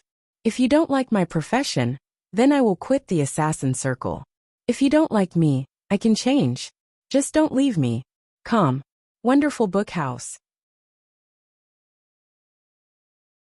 Chapter 2550. Translator. Endless Fantasy Translation Editor. Endless Fantasy Translation Translator. Endless Fantasy Translation Editor. Endless Fantasy Translation. Mad Dragon's love for Mu Ying could be as cold as fire, or as low as dust. When he heard that Mu Ying wanted to leave him, his first instinct was to not let go. He did not want to force Mu Ying, but because of love. When you love someone to the extreme, you will go crazy. And Mad Dragon happened to be this kind of person. As long as he could keep Mu Ying from leaving him, he would do anything, give up anything. Mad Dragon was an unpredictable person to begin with. Mu Ying could feel that Mad Dragon did not want to kill her. She knew that ever since he stepped into the assassin circle, He had never been merciful to anyone. No one had ever managed to survive for more than 3 minutes after angering him. But towards Mu Ying, he endured it again and again. Mu Ying's tears flowed down. She suddenly stood up and hugged Mad Dragon. Tears flowed down her face. She could not help but say, "I'm sorry. I might die. I don't want to hurt you. I don't want to make you suffer. Mu Ying said all the words in her heart in one breath. She thought that after breaking up with Mad Dragon would not be so sad after knowing that she was dead. But Mu Ying was wrong. She wanted to cherish the present. Hearing Mu Ying's words, Mad Dragon's face did not show any sadness. He touched Mu Ying's head and said as usual, "So that's how it is, silly girl. I'm here. Everything will be fine." "Will it really be fine? I'm afraid that if I really leave one day, you will be sad." Mu Ying looked up at Mad Dragon and said, "Yes, it will be fine." Mad Dragon touched Mu Ying's head. Mu Ying's heart skipped a beat. She hugged Mad Dragon back and suddenly leaned over to kiss Mad Dragon's lips. Unlike the previous kisses, this kiss carried an unusual aura. Mad Dragon, who had peeped at her for her whole life. How could his beloved woman take the initiative to give him her body? He grabbed the tender skin, and both of them fell on the bed. After that, Mu Ying slept soundly. Mad Dragon looked at her one last time, and then turned and walked out. Africa Moon City, in a rundown laboratory. A scientist in a PhD robe was standing on a simple stool. He was looking at a handsome man standing in front of him. This handsome man was none other than Kuang Long. "I can give you whatever you want, but please make your father's secret potion." Mad Dragon looked at the scientist in a doctor's robe and said, "Yo, look, who's this? Isn't this Mad Dragon Killer, my nemesis from a few years ago? Why are you here?" The scientist in his early 30s said with a gloomy face. This scientist was the son of the perverted PhD, who transferred Mu Ying's consciousness into this body. That perverted PhD told his son all the secret recipes, including the secret recipe of the medicine, and that perverted PhD's son was Mad Dragon's nemesis from many years ago. "Cut the crap, give it to me or not." Mad Dragon clenched his fist and shouted, "That will depend on." The scientist stood up and walked up to the Mad Dragon. The next second, the scientist raised his leg and kicked Mad Dragon to the ground in slow motion, and stepped on Mad Dragon's abdomen with one foot, slowly lowered his head, and continued with a gloomy tone, "Your sincerity." This man's strength was naturally far below Mad Dragon. But the moment he raised his leg, Mad Dragon clenched his fist and took the kick. Just after the scientist stepped on Mad Dragon to the ground, he suddenly slowly raised his leg again and stepped on Mad Dragon's head and laughed sinisterly. "Ha ha ha. I didn't expect you, Mad Dragon, to be in such a state for a woman. Ha ha ha." Top reading website, M. Chapter 2551. Please wait for a moment. After the content has been updated, please refresh the page to get the latest update. Chapter 2552. The reason why the people of In Nation were not afraid of Yun Jian, or the Kosha mercenaries, was that the Kosha mercenaries were no longer a threat to them. There were indeed international rumors that the military reserves of the Kosha mercenaries were comparable to that of a powerful country, and their wealth was comparable to that of a country. However, that was just a legend. Moreover, the In Nation was in chaos, and they could not even protect themselves. It was still unknown whether they could survive until tomorrow. Who would care about the Kosha mercenaries? Moreover, what kind of military reserves could be comparable to that of a powerful country? What kind of wealth was comparable to that of a country? The Kosha mercenaries could send out assassins to carry out assassination missions. That was indeed impressive. However, they had 30,000 people. Why should they be afraid of the Kosha mercenaries? However, it was not until all the tall buildings that were temporarily occupied by the In Nation people collapsed in less than 3 minutes. Other than the surrounding area where the Z Nation refugees were located, the rest of the places were all bombed to the ground by gunfire that came out of nowhere. This truly posed a threat to their safety. This group of In Nation people who were originally fearless and did not even care about the kosher mercenaries. Now they were completely flustered. You. Kalimantan pointed at Yun Jian with a trembling finger.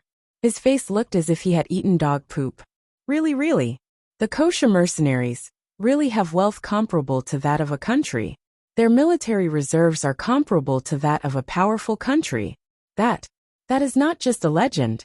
A in-nation person standing next to Kalimantan was so scared that his lips and teeth were moving up and down, making a slight clattering sound. The reason why the kosher mercenaries were feared was that in this peaceful country without war, the kosher mercenaries' assassins and agents could quietly obliterate people. However, on the battlefield, the kosher mercenaries were nothing to be afraid of. Unless the kosher mercenaries had a military reserve comparable to that of a powerful country. Now, Yun Jian had directly used her strength to let the in-nation people personally understand the authenticity of the legend. Retreat! The Kalimantan people retreated step by step while shouting at the in-nation people around them. As soon as Yun Jian appeared, the leader of this group of 30,000 men was shot in the head by Yun Jian. Kalimantan was the only one who could give orders now. Do you think you can still escape? Kalimantan ordered his men to abandon Yushaluo and a group of beaten Special Forces soldiers, and was about to escape. Right in front of Zhang Hang, Dan Jingyu, Lu Yingyue, Captain Fan, and the others who were dumbfounded, Yun Jian leaped easily from the 10-meter-high roof to the ground. After landing, she didn't even need to stabilize her footsteps. She raised her eyes and looked at Kalimantan's group from the corner of her eyes as she walked over with chilling footsteps. What do you mean by that? Kalimantan's heart tightened fiercely. He involuntarily took a big step back and asked Yun Jian. Although the surrounding area had been razed to the ground, there were still 30,000 people under him. Even if the surrounding high-rise buildings had all collapsed, the 30,000 people of in-nation couldn't all be in the high-rise buildings. There should be at least 20,000 people left. Literally. Yun Jian's lips curled into a faint smile that sent chills down one's spine. Everyone was surprised and puzzled by the meaning of Yun Jian's words. Kalimantan also frowned and was about to speak. Boom, boom, boom, boom. A series of loud explosions that could shatter one's eardrums rang out again. In less than 3 minutes, a few in-nation people who were struggling to escape with the wounded ran to Kalimantan. With their eyes wide open, they looked as if they had just escaped death, and shouted in front of everyone. A group of people who came from nowhere attacked us with the world's most advanced weapons. Our 30,000 people, all of them were buried in the sea of fire in an instant.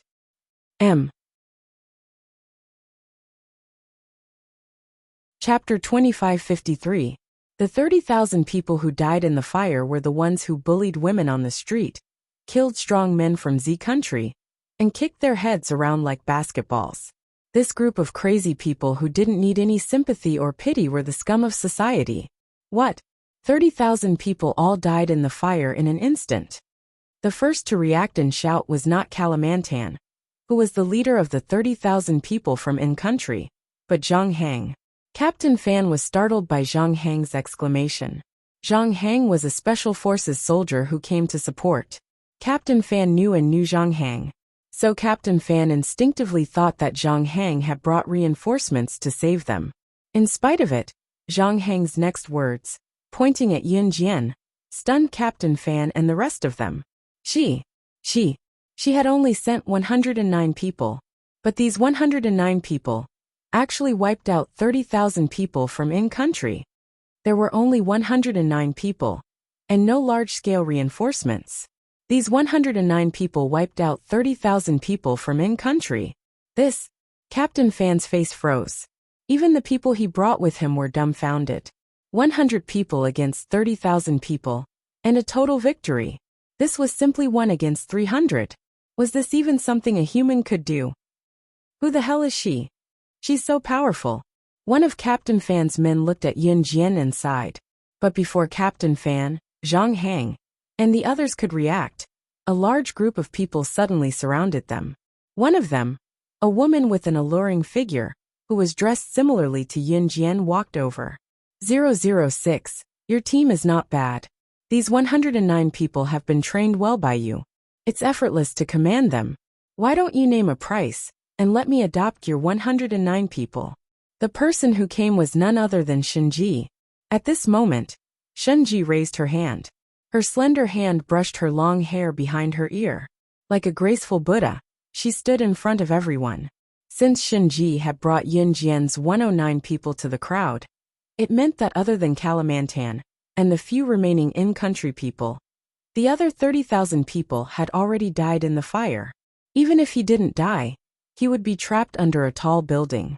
If no one came to save him, it meant that he was not far from death. Clearly, Yunjian and Shinji didn't care about Kalimantan and the others at all. Give me all the savings you've accumulated over the years, and I'll consider giving him to you. At that moment, Yunjian walked towards Shinji.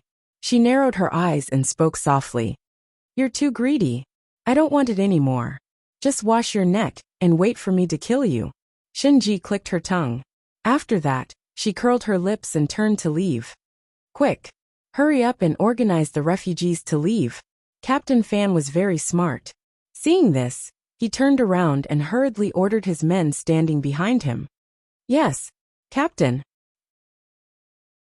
Captain Fan's men were overjoyed, and with the fastest speed in their lives, they turned around and ran towards the 10,000 refugees.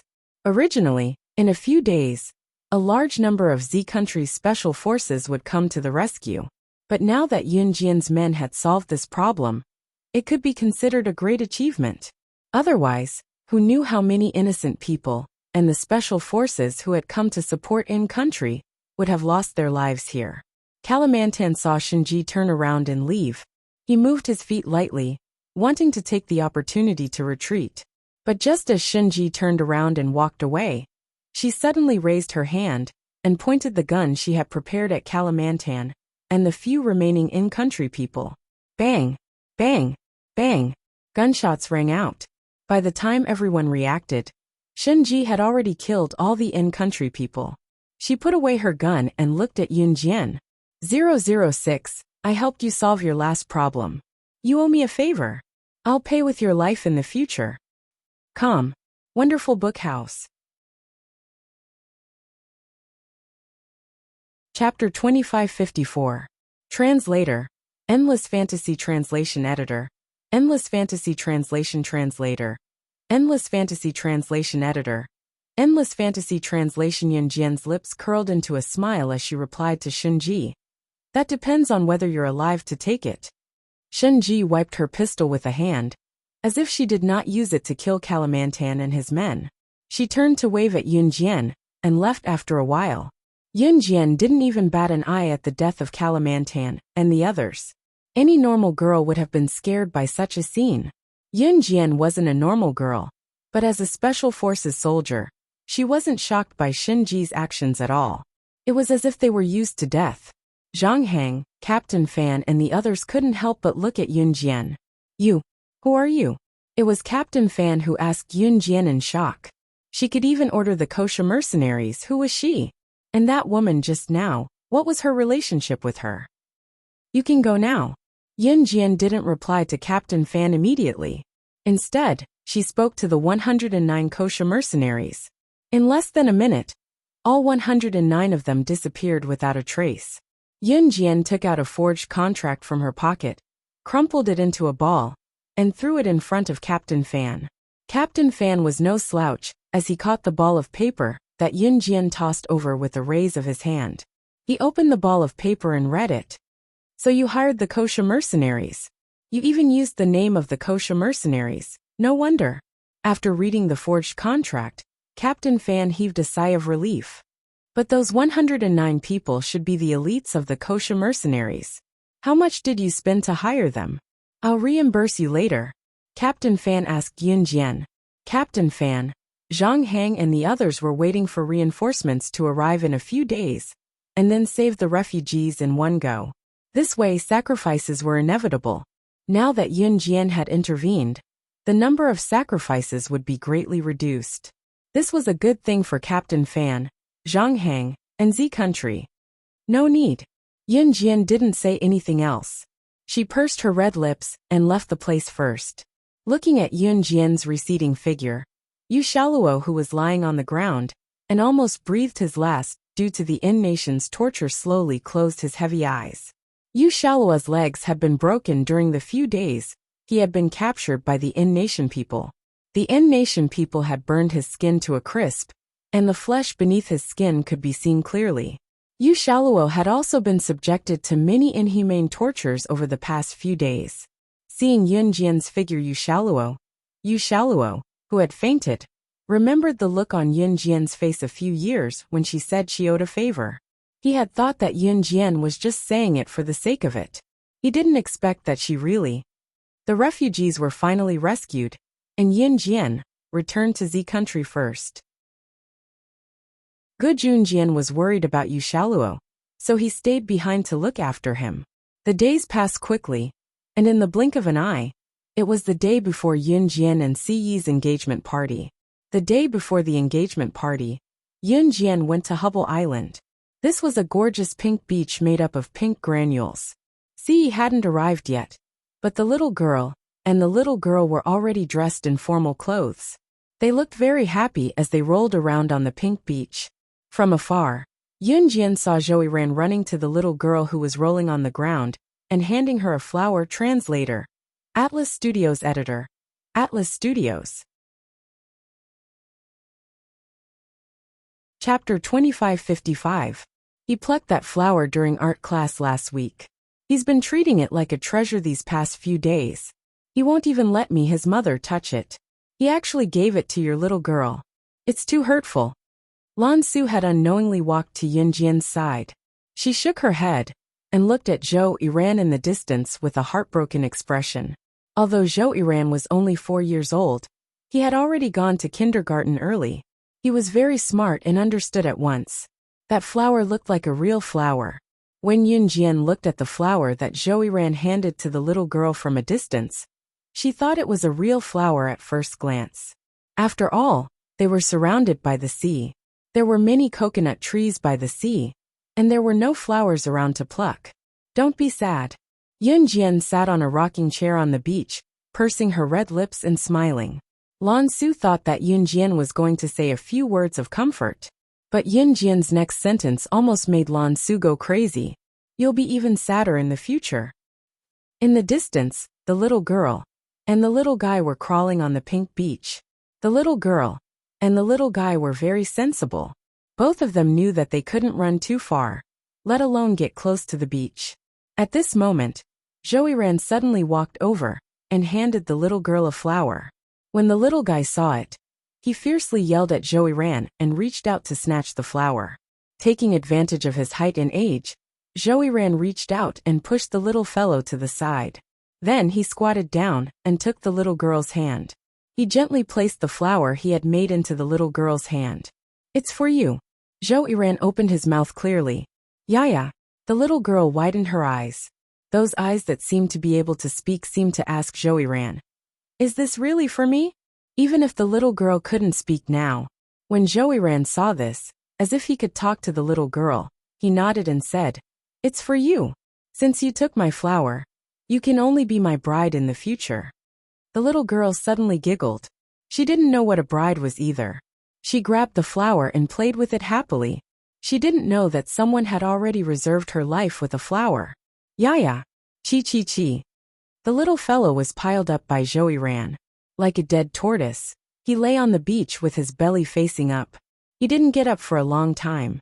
He gritted his teeth and looked at Zhou Yiran with a fierce expression. When Yun Jian saw this from afar, she pursed her lips slightly with a blissful expression. At 7 o'clock in the evening, Qin Yiru organized a barbecue at the beach. The next day was the engagement banquet. Almost everyone had arrived. Everyone suggested that since they had nothing to do at night, they might as well hold a barbecue party here. Everyone was outside at this moment. Yun Jian saw that the little girl and the little fellow were being watched. She turned around and went back to the house, intending to take a bath. Ce was supposed to arrive in the wee hours of the morning. After returning to the rented seaside villa, Yun Jian reaches out to turn on the light in the living room. Suddenly, A slender large palm pressed down on her small hand. Another large palm came from behind Yunjian and covered Yunjian's mouth. The person who appeared out of nowhere pulled Yunjian to the living room table and pushed Yunjian onto the table that could be entered at any time.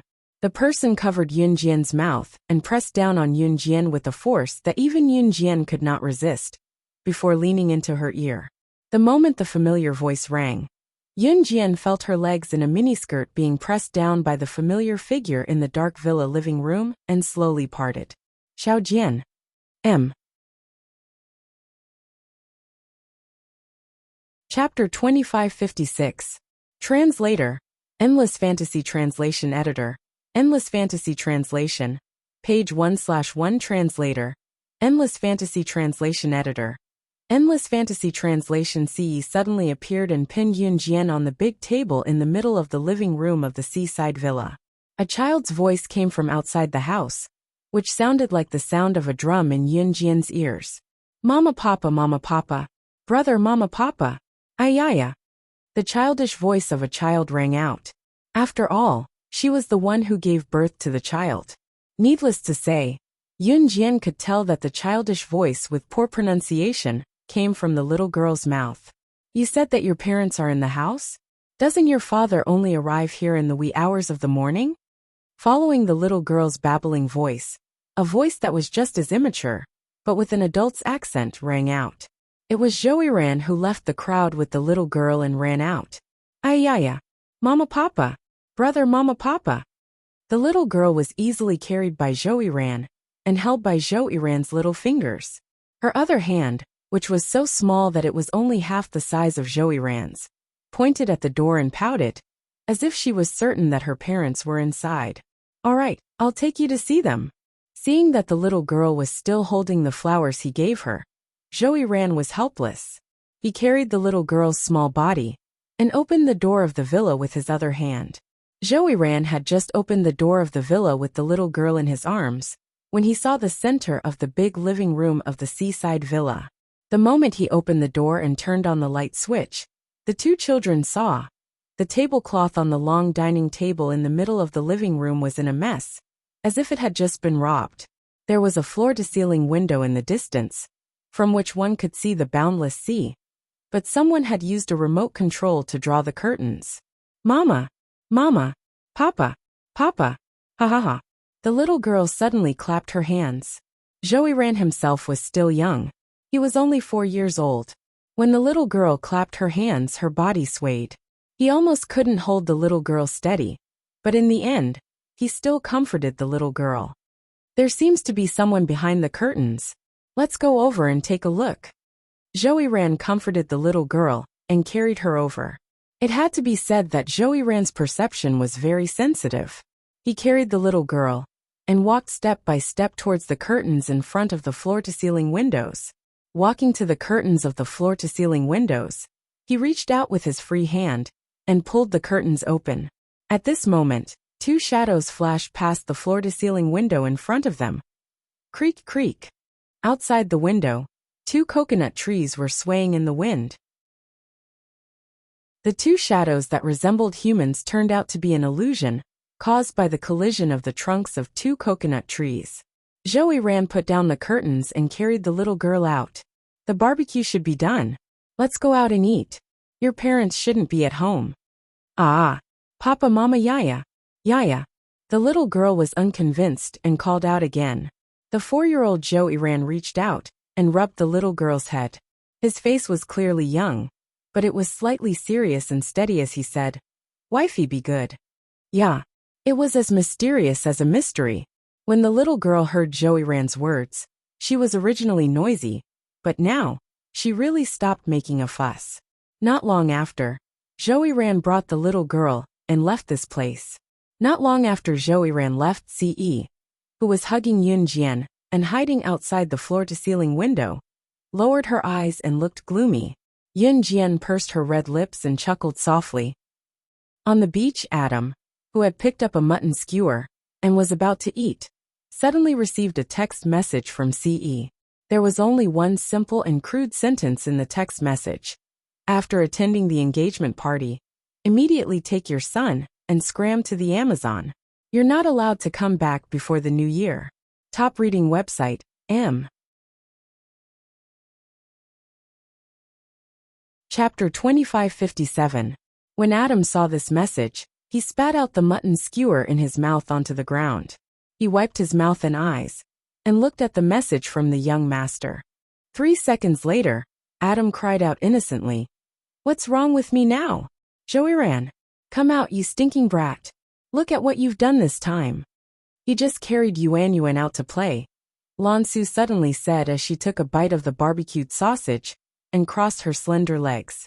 Once Adam heard that his idiotic son had gone out to play with Siyi's darling again, it was obvious that something serious must have happened.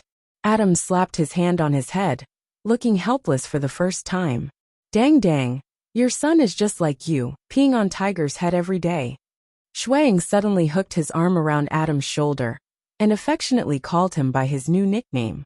Shui Ying's new nickname for Adam was Dang Dang, in return for the nickname Wang Air that Adam used to call him. "Scram, scram, scram, brother Wang Air." Adam slapped Shui Ying's hand away from his shoulder and said angrily. However, everyone knew that Adam's fierce tone was purely a joke with Shui Ying. Ha ha ha. When Shui Ying heard Adam's words, a joyful smile appeared on his handsome face. However, the deep scar on his neck looked a little sinister. In the end, Yun Jian took a quick shower and came out of the room with Ce. "Papa." When she saw Ce, the little girl rushed over. Joyran couldn't hold the little girl in the end. He was afraid that she would fall, so he squatted down and put the little girl down on a clean beach.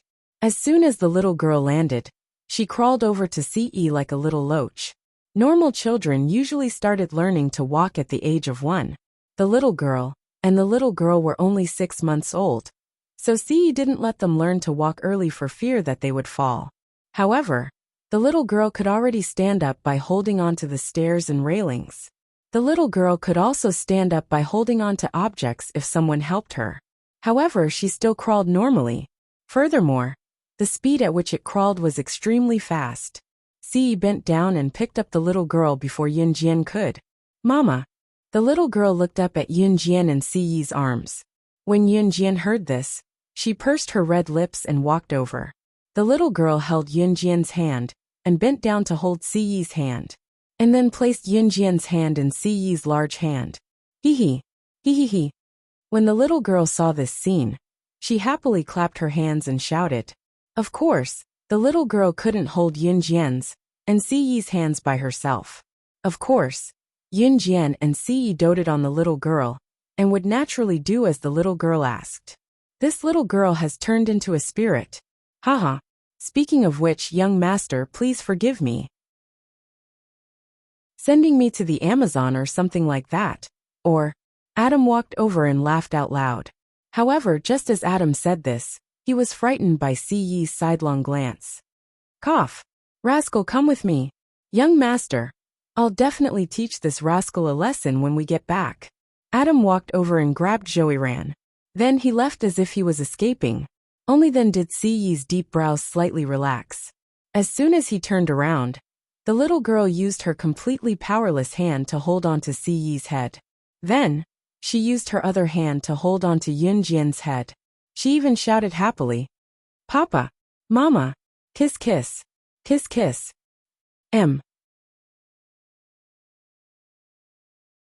Chapter 2558. Translator. Endless Fantasy Translation Editor. Endless Fantasy Translation. Qin Yura's mother called her old friend. Page 1/1. The little girl used all her strength to knock Ce's head against Yun Jian's head. Yun Jian's face was flushed red. Qin Yuru, Gejunjian, Shuang, Lin Wei, Emo Sun, Luo Mei, Lan Su, and everyone else were standing around them. Moreover, the people around them were all looking at them. When Qin Yuru saw this scene, she suddenly remembered that not long ago, the little girl had held a photo of the family of 4 with Yun Jian, Ce, and the little girl.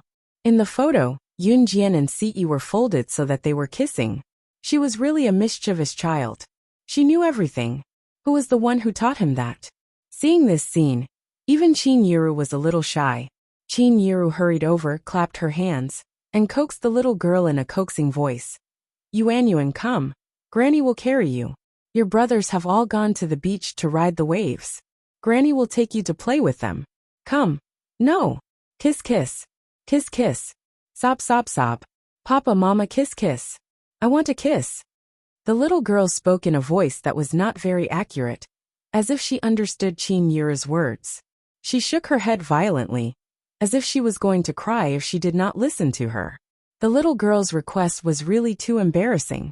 Yunjian really did not know whether to move or not to move. Just when everyone thought that Ce would reject the little girl's request and throw the crying little girl into Qin Yuru's arms as usual, Qin Yuru carried her away. Ce carried the little girl with one hand and pressed the back of Yunjian's head with the other hand in front of everyone. He bent down and kissed her seductive little mouth. This scene happened very suddenly. Everyone was stunned. When they came to their senses, they all screamed, "Oh! He kissed her. He actually kissed her in front of everyone. Young master! Young mistress! Young master! Young mistress!" Adam led the crowd. Just as he shouted this, Lan Su hit him on the head. "Go home and kneel on the washboard if you want to create more atmosphere." This was indeed effective, as Adam quickly shut his mouth. After being kissed by Yunjian, the next minute felt like a century. Her face was flushed red, and her cheeks were a little soft. Until C released hers on her lips were her translation. Her until her was her translation her, until her was translation is at 11 at translation at around 11. At translation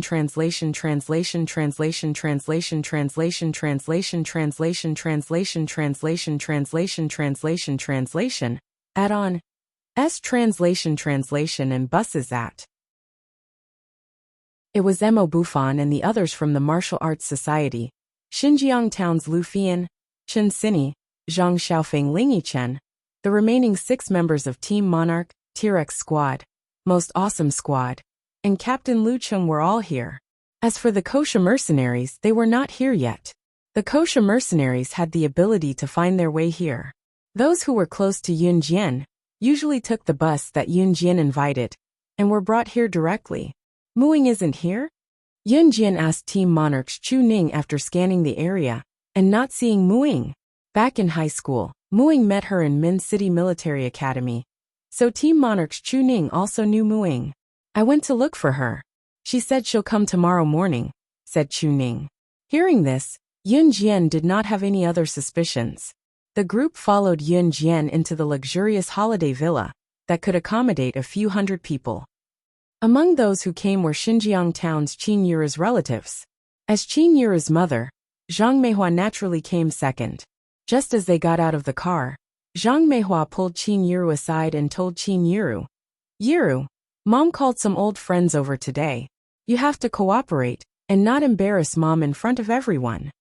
Translator, Endless Fantasy Translation Editor, Endless Fantasy Translation. Chapter 2559. Today, not only were Zhang Meihua's relatives present, she had also invited some of her younger and older friends. When one reached middle age or old age, they loved to brag about how rich their juniors were, where they had bought a few houses, how many betrothal gifts they had received from the groom when their daughter was married off, how grand the engagement party and wedding were, how rich the groom was, and how well their granddaughter had married. This was probably what Zhang Meihua's generation loved to brag about the most. When they were young, everyone loved to brag about the things of the younger generation. When they were old, there were also things that the elderly would brag about themselves. This was a path that everyone had to go through in life. Zhang Meihua had invited some of her close friends who she used to hang out with. She had wanted to show off how great her granddaughter was in front of them, so she had brought them along. Yunjian and Zhang Meihua had always been on bad terms. Of course, it was Qin Yuru who had arranged for Zhang Meihua to be present. Yunjian would not force Qin Yuru to do anything, nor would she bother with Zhang Meihua. Qin Yuru could only nod helplessly at her mother's request. Everyone entered the house. Everyone gathered in the living room of this super luxurious seaside villa. Qin Yuru had prepared tea leaves to brew tea for the guests. At first, The group of old friends that Zhang Meihua had brought along were still praising Qin Yiru for giving birth to a good daughter. As the group of old women asked, they asked about Siyi's parents. Qin Yiru did not know, nor had she met Siyi's parents, so she could only shake her head. Oh my, they're about to get married.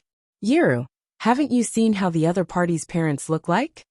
An old woman who was about 1.79 meters tall and slightly plump, but did not look fat because of her height, raised her voice as if she had picked on a bone.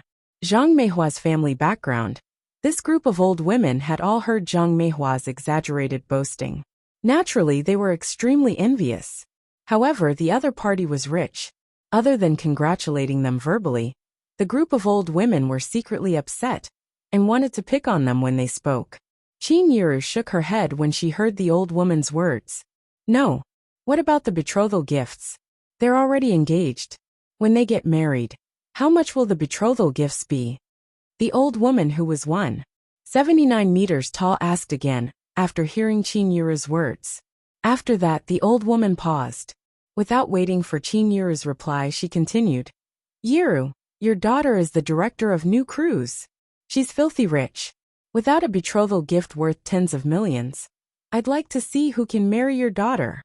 In this day and age, it's not enough just to be good-looking. In the future, the woman will earn money while the man relies on his looks. Sooner or later, they'll have to break up. This old woman with a height of 1.79 meters was called Wang Xuanfang. Wang Xuanfang was about the same age as Zhang Meihua. Wang Xuanfang was used to Zhang Meihua bragging about how great Yun Jian was in front of her. Now that she had picked a bone, thinking that Siyi was marrying into the family and Yun Jian was marrying into Siyi's family, she exaggerated. To put it bluntly, she was mocking Siyi for being poor and penniless. Yun Jian was amazing, but marrying a man who might not even be able to fork out the wedding money was enough to make her a laughingstock. There was no perfect person after all. Wang Xuanfang chuckled inwardly, thinking about exaggerating the matter when she went back. However, less than half a minute after Wang Xuanfang said those words, a cold and magnetic male voice suddenly sounded out. With lightning speed, he directly replied to Wang Xuanfang. Adam, pass down the order. After the engagement banquet starts tomorrow, all restaurants in Country Z will operate for 3 days free of charge to celebrate my and Xiao Jian's engagement. All expenses will be charged to my account. M. Chapter 2560. Translator. Endless Fantasy Translation Editor. Endless Fantasy Translation. All his money to her. Page 1/1. The magnetic male voice rang out suddenly. Other than Wang Xuanfang, the other old ladies sitting in the living room of the luxurious holiday villa were chatting with each other in delight before a sumptuous feast. Not all the old ladies from Xinjiang town were chatting with Qin Yiru. It had been a long time since they had gathered together. In accordance with the nature of old women who loved to gossip, they were sitting around, drinking tea and talking boastfully. Of course, it was only a few days after the end of the year. The old ladies were bragging about their son and daughter's last year's income, as well as their grandson and granddaughter's academic results and results in their final exams. Wang Xuanfang had thought that no one was listening to her, so she spoke to Qin Yiru in a tone that she thought was considerate of Yun Jian, who knew that right after Wang Xuanfang's last sentence about Yun Jian and Siyi's falling apart sooner or later, Siyi's reply was like a slap to Wang Xuanfang's face. As soon as he finished speaking, everyone present was completely stunned. Yes, young master.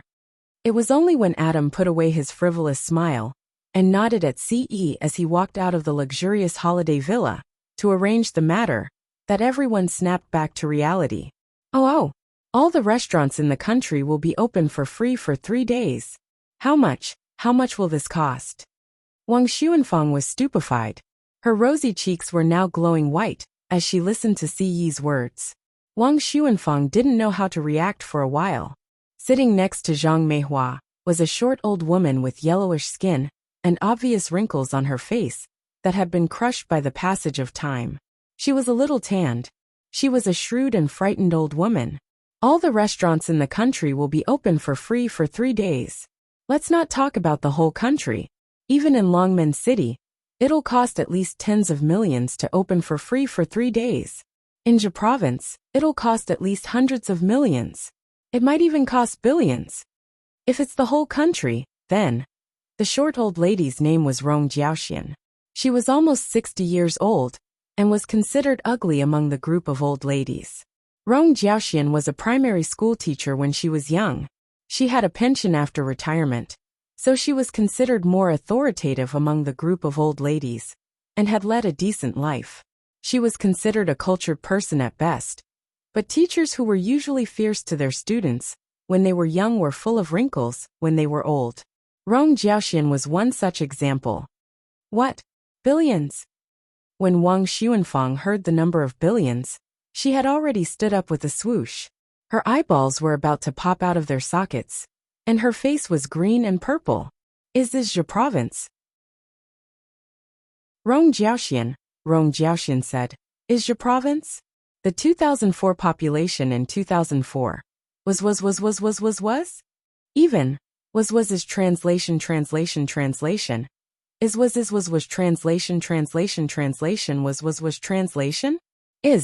was. I didn't know your son-in-law was so rich. But even if he's rich, he shouldn't be spending it like this. Ask him to take back his plan. No matter how rich he is, he'll go bankrupt if he spends it like this. Moreover, it's just an engagement. Can your daughter withstand such a grand occasion? Wang Xuanfang spoke to Qin Yiru after she recovered from her shock. She was trying to get Qin Yiru to talk Ce out of it. Wang Xuanfang had thought that Ce was not good enough for Yunjian earlier, but now, she felt that Yunjian was not worthy of Ce marrying her with such a grand display. Moreover, Ce would probably go bankrupt if he did this. He might as well give them more in return if he had so much money. However, Wang Xuanfang did not have the time to finish her sentence. Just as Wang Xuanfang said that, Shuang slammed his phone on the table without waiting for Ce to step in. He glanced at Wang Xuanfang from the corner of his eye, and repeated what Ce had told him earlier. All restaurants in Country Z will be open for free for 3 days. You'll only need to spend 10 days of my young master's income. Young master's betrothal gift to young madam is that all the money and assets in young master's account will be given to young madam. Not a single cent will be left. Translator, Endless Fantasy Translation Editor, Endless Fantasy. Chapter 2561. Translator, Endless Fantasy Translation Editor, Endless Fantasy Translation Translator, Endless Fantasy Translation Editor, Endless Fantasy Translation. He would give her all of his money. Betrothal gifts were usually given by the groom to the bride. Usually, if the bride was having a hard time, she would keep some of it. Otherwise, she would return it all to the groom. To put it bluntly, it was Ce's betrothal gift. It was all his savings over the years, including real estate and his company. The betrothal gifts were given by the groom to the bride. Of course, they would not all fall into Qin Yiru's hands, but into Yunjian's. If Yunjian's family, Qin Yiru's family, was having a hard time, Qin Yiru's family would keep some of Ce's betrothal gifts. If Qin Yiru's family was having a good time, Ce's betrothal gifts would be returned in full. The more betrothal gifts the groom gave, the more glamorous the bride's wedding would be. In a village, if the groom gave a betrothal gift of up to 1,000,000 yuan as a formality, he would be considered a very wealthy family. Shuang confessed on behalf of Ce. He would invite all the restaurants in the country to operate for 3 days for free, and it would only cost him 10 days of income. All of Ce's money would be given to Yunjian in the form of betrothal gifts. He would not hold anything back. This process would be completed during the engagement banquet and the wedding. What? Hearing Shui Ying's words, Wang Xuanfang, whose butt was still firmly pressed against the bench, slipped and fell to the ground. Before she could get up, she exclaimed loudly with her eyes bulging. T, how much money is that? Young man, what do you do for a living? Let's not talk about Country Z. Even in the whole world, there isn't a woman who's more glamorous than your granddaughter's wedding. Rong Jiaoxian, a primary school teacher, rolled her eyes and almost fainted from shock. Zhang Meihua's face stiffened as well. As the director of new cruise, Yun Jian had already given Zhang Meihua a lot of face. Zhang Meihua already felt that at Yun Jian's level, she would not be able to find a man of Yun Jian's age who was more outstanding than her. She had thought that Siyi's wealth could not compare to Yun Jian's, but Zhang Meihua was smart. She knew that she did not have a good relationship with Yun Jian, so she did not dare to say anything about Yun Jian's matters. Who would have thought that Siyi's wealth had reached the pinnacle of perfection? Moreover, such a rich, powerful, handsome man was willing to give all of his wealth to Yun Jian? In this world, who else in the world could do that? Men were with the rich translation once, and Yun Jian and Yun Jian Zhang? What about Siyi? He was willing to turn all of his wealth into a rare treasure called love. He would rather turn from the richest man in the world to a poor man with nothing in his pockets to give her that rare treasure called love. The group of old women present had lived for nearly a lifetime. They were used to seeing couples break up. After getting married, they were still on guard against each other. They were also used to seeing people cheat on each other. In the end, they would break up and even see each other as mortal enemies. However, they had never seen a young man like Siyi. He did not say, "I love you," to Yun Jian in front of everyone from the beginning to the end, nor did he show excitement at the engagement banquet and wedding that outsiders could see even if they did not want to see it, unlike other young people. However, he was willing to give Yun Jian the wealth that others could not afford. He did not even bat an eyelid. There was no lack of rich men in the world, but a man like Siyi, who could give all of his wealth to Yun Jian when he already had it all, was a rare treasure in the world. He was using his actions to tell everyone present that he and Yun Jian were going to spend the rest of their lives together. A pair for the rest of their lives. Never to leave. Translator, Atlas Studios Editor, Atlas Studios. Chapter 2562. The engagement party was on the second day. It was already 11 p.m., and it was getting late. They still had to wake up early the next day. Yun Jian and Siyi, as well as most of the guests of the engagement party, had gone to bed early. The stars filled the sky, as if signaling the end of the old era and the beginning of a new era. Huff, huff, huff. It was a different kind of night. Si Luo was holding a heart-shaped wooden stick used for blowing bubbles. She dipped the stick in the bubble solution and blew bubbles at the stars and moon in the sky. "It's so cold outside. What are you doing here?" Shuang walked out and saw Si Luo sitting alone outside, blowing bubbles with a wooden stick that he had made. He walked over and grabbed Si Luo's arm, wanting to bring him into the house. "I miss home. I want to go home." Si Luo, who was usually weak, used her other hand to push Shui Ying's hand away as she spoke expressionlessly. However, her pouting lips made Shui Ying's heart skip a beat. Si Luo had never mentioned her home. Shui Ying had never asked about it either. Seeing Si Luo's upset expression, Shui Ying reached out to hold her hand. "Then I'll bring you home." "Not our home. It's my home. I want to go home." Sister Yun Jian and the rest are so happy. I'm really happy for Sister Yun Jian. But I want to go home. I want to go home where Daddy and Mommy are still around. But why is it so hard? Why was I so disobedient when I was young? If I knew that I would never see them again, I would definitely be obedient. I would definitely be very obedient. This time, Si Luo did not let go of Shui Ying's hand. She slowly squatted down and hugged her head. When he first met Si Luo, she was very innocent. However, her innocence was just to cover up the fear and dread in her heart. When I was 13, Daddy's business enemies came knocking on our door. They hired assassins to kill our entire family. I was stuffed under the bed by Mommy. I didn't dare to make a sound. I just watched as my family fell into a pool of blood. I was disobedient when I was young. When I was 6 or 7, life at home wasn't so good.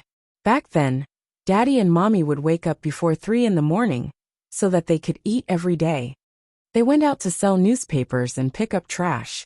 Life at home was too hard. I didn't know how to behave. My family's expenses were not enough to buy me a doll. So Daddy went out to sell blood and bought me a doll. I was so happy back then. After that, Daddy's business and business. I've always thought that daddy and mommy daddy and mommy daddy and mommy daddy and mommy. At this point, Si Luo's body trembled violently. She paused for 2 seconds before continuing. When I saw Sister Yun Jian and mommy daddy and mommy daddy and mommy daddy and mommy daddy and mommy daddy and mommy daddy and mommy daddy were so happy. But now, even looking at them and talking to them is a luxury. I really regret it. Si Luo's innocence was half an act. That was because she had to use her innocence to protect herself. Only now did Si Luo dare to open her heart to Shuang. When she was young, she didn't know how to behave. She thought that it was natural for her parents to treat her well. It was only after she lost them that she learned to cherish them. However, it was all too late. Shuang didn't say anything this time. He only reached out his long arms to pull Si Luo into his embrace, when Si Luo buried his head in his sobs. In the future, it's my turn to protect you. My kindness to you is something you should accept.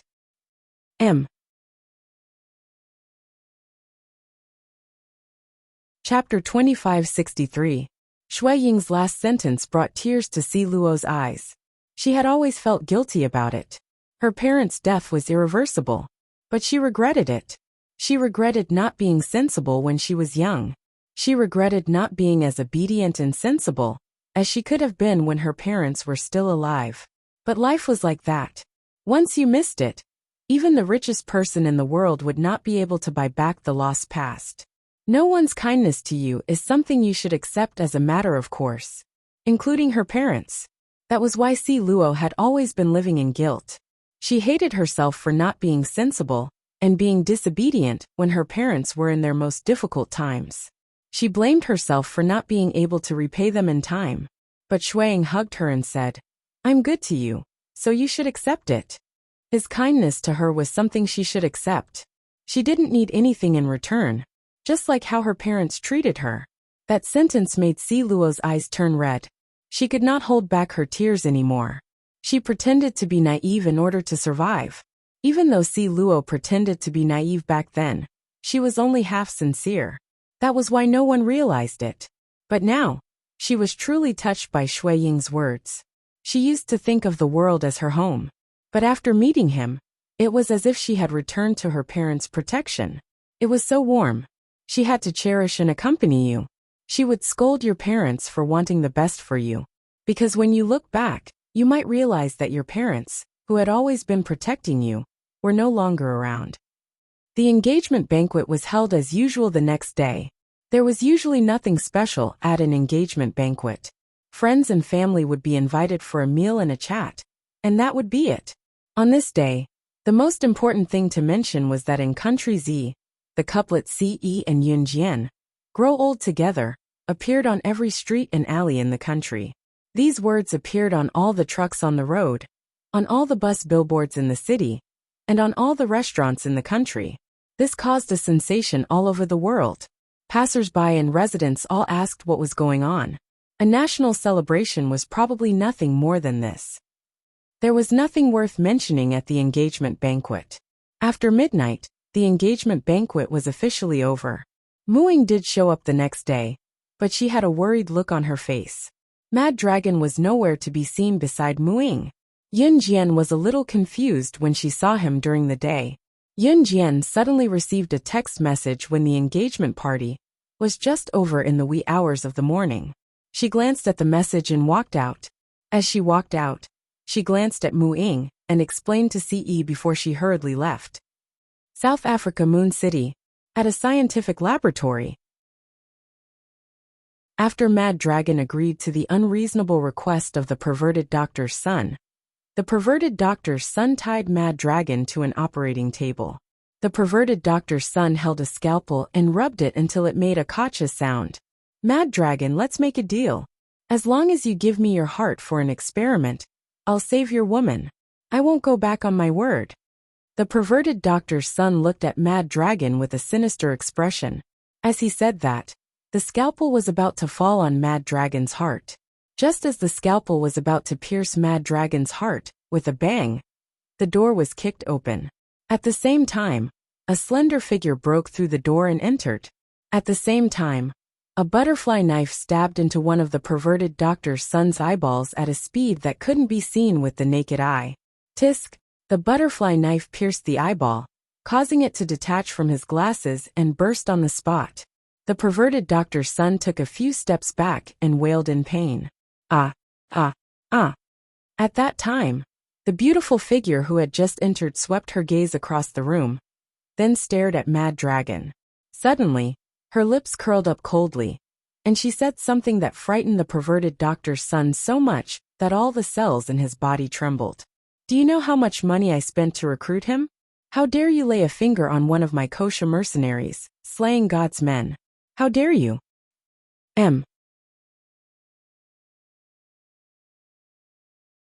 Chapter 2564. Back then, Yun Jian had snatched Mad Dragon from CE. After snatching Mad Dragon from CE and forcing Mad Dragon to join the kosher mercenaries, Yun Jian had to pay Mad Dragon a fixed salary. Mad Dragon's status in the world was second only to Yun Jian, who was ranked first in the International Secret Service. Although there was a huge difference in the price of their missions, Mad Dragon was ranked second in the world of Secret Service. In spite of it, as God of War who ranked third on the International Secret Agent chart, if Mad Dragon were to perish, Gusha mercenaries would be the one to suffer the heaviest loss. The psychopathic doctor's son, who had his eyeball pierced by the butterfly knife, Yun Jian tossed out wailed as he rolled on the floor shuddering. When he heard what Yun Jian said, his other eye that was still intact widened like a fish's eye. He had forgotten. After Mad Dragon left an Hun organization, he had joined the kosher mercenaries. An Hun organization wouldn't pursue the death of an assassin or Secret Service agent, but the kosher mercenaries would. The kosher mercenaries were known internationally for being protective of their own. When he was messing with Mad Dragon, he had completely forgotten that Mad Dragon was now a member of the kosher mercenaries. Don't kill me. Don't kill me. He covered his blinded eye and rolled on the ground, trying to beg for mercy from Yun Jian. Seeing how terrified he was, Yun Jian smirked. She walked over and took out another butterfly knife. She cut open the ropes binding Mad Dragon. Before Yun Jian arrived, Mad Dragon had already been stabbed multiple times by the crazy doctor's son. But Mad Dragon didn't even make a sound. You touched my subordinate. Now that he's seriously injured, he won't be able to bring any benefits to the kosher mercenaries for the next few months. You know that the kosher mercenaries have always been protective of their own. Do you think I'll let you go? Yun Jian stepped forward, her white shoes making a sound as she walked. She walked in front of the crazy doctor's son and said expressionlessly, No, don't kill me. I'll do anything. I'll tell you anything. As long as you don't kill me. Unlike the crazy doctor's son, the crazy doctor's son was a coward who was afraid of death. At this moment he was covering his bleeding eye. He didn't even care about the unbearable pain of having his eye pierced. Hand over the secret manual that your father taught you. Don't play any tricks. I have ways to kill you. Yun Jian saw that the time was right and said calmly, if Yun Jian was like Mad Dragon, asking for the secret manual or begging him for Muing, then the crazy doctor's son would definitely think that he had something that others couldn't get. Therefore, he wouldn't be willing to hand it over for a long time. However, Yun Jian had pierced his eyeballs just now. There was no way he did not believe that Yun Jian dared not kill him. Like an obedient dog, the man covered his eye and crawled to the side of the laboratory. He took out a very old book from a hidden bookshelf at the back of the laboratory and hurriedly handed it to Yun Jian. Here, I gave it to you. You said you'd let me go. After stuffing the book into Yun Jian's hands, the crazy doctor's son crawled out. However, he wasn't even halfway out. Holding the secret manual the man gave her, she spun around abruptly and tossed the butterfly knife with her other hand that was swinging it lightly. With a swoosh, the butterfly knife pierced the man's heart from his back. Ugh. You don't speak, believe, use.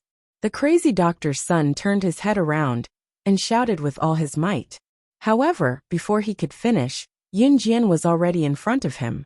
She reached out and pulled out the butterfly knife from the back of the crazy doctor's son. She wiped the blood on the knife with a tissue, as if she hadn't done anything. With a red arc, The crazy doctor's son uttered the last words of terror that he would ever hear in his life. I, slaying God, have killed countless people. When have I ever kept my word?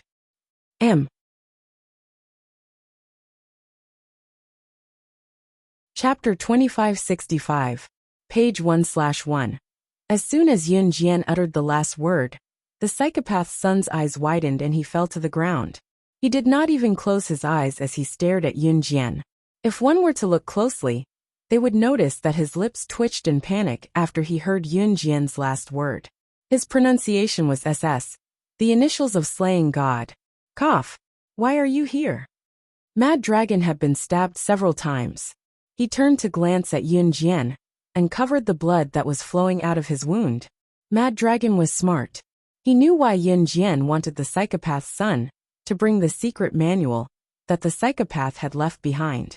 That perverted PhD student had the habit of taking notes when he was alive, and all his knowledge and wealth were recorded in this secret book. This secret manual was the psychopath's diary when he was alive.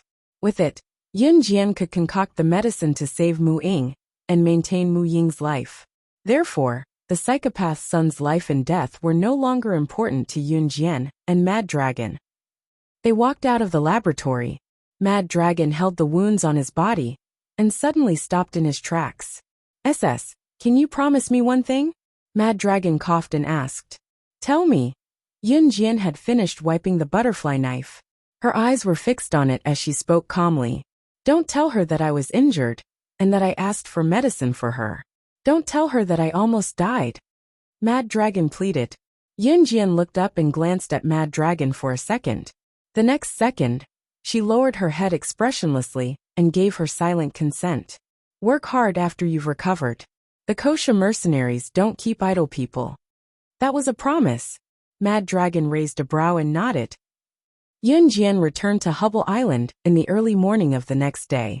The engagement banquet was never going to be lively, because it was reserved for the wedding ceremony. The wedding ceremony was as lively as it could be. Yun Jian and Si Yi's wedding date was set. It would be held on the 1st of April, which was Yun Jian's birthday. That was the day Yun Jian turned 20 years old, and could go to the Civil Affairs Bureau with Si Yi to get their marriage certificate. Fortunately, there was still some time before the wedding ceremony. Jian, the guests have gone back. We should pack up and go back to Longmen City. Qin Yiru mentioned the engagement banquet to Yun Jian after it was over. Mom, you go back first. I'll take Xiao Jian on a trip this afternoon. The engagement banquet had just ended, but Si Yi addressed Qin Yiru as Mom naturally, sounding like he had practiced it thousands of times. After that, Si Yi kept a straight face, as if he was afraid that the two troublesome children would tag along, but he added, It's just me and Xiao Jian going on a trip. Qin Yiru knew that Si Yi did not want to bring the two children with him at once. She smiled and nodded. Okay. I'll take Yuan and Mingyu. Have fun. In the end, Si Yi's plan did not work out. Si Yi had planned to leave Hubble Island with Yun Jian, but the little boy had noticed them somehow. As if knowing that Si Yi was going to leave him and his sister behind to take Yun Jian out, the little guy scurried over and mumbled, I'm not sure. Ayya, Daddy, let's pee together. Peeing together meant that they were going together. Once the little boy came out, the girl noticed that Yun Jian and Si Yi were leaving too. Both of them cried and threw a tantrum, so Yun Jian brought them along. On the bus to Country D, Si Yi's chiseled features were dark throughout the journey. Both children sat on Yun Jian's lap and babbled excitedly. They met a middle-aged man from Country Z along the way.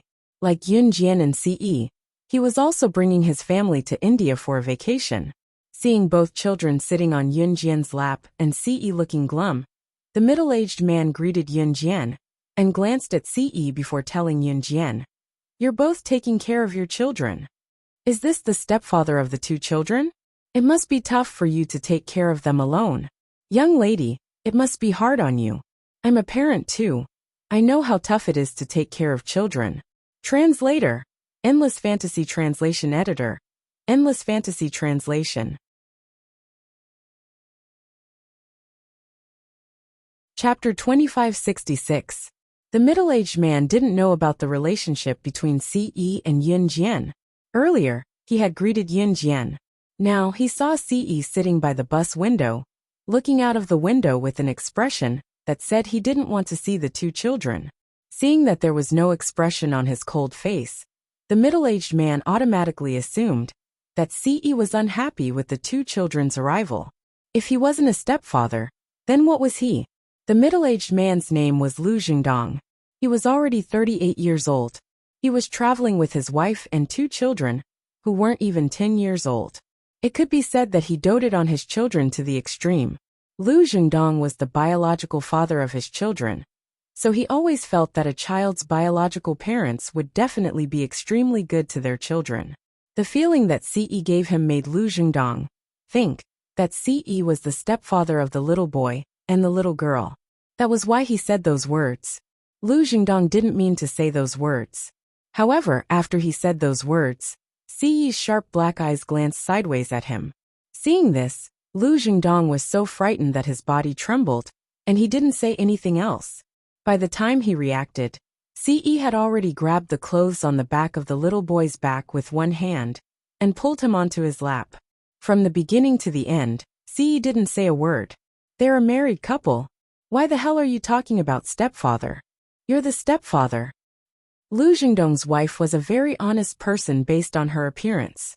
After hearing her husband's words, she reached out to grab Lu Jingdong's ear and gently twisted it. Then she smiled at Yun Jian. My husband is outspoken and speaks carelessly. Don't mind him, little girl. It's fine. Yun Jian replied. Nonsense. Why are you still fooling around in the future? They're a loving couple. Lu Jingdong's wife patted Lu Jingdong and reprimanded him in her native dialect. Lu Jingdong scratched his head and really didn't say anything. Halfway through the bus ride, Lu Jingdong's wife started chatting with Yun Jian out of boredom. Lu Jingdong's wife was called Chen Min. She was a very honest person. She had two children, a boy and a girl. Therefore, when he saw that Yun Jian was young and had two children, one boy and one girl, he became interested and talked to Yun Jian more. Yun Jian and Ce's destination was the Golden Temple in D Country. The Golden Temple was a must-visit for tourists to D Country.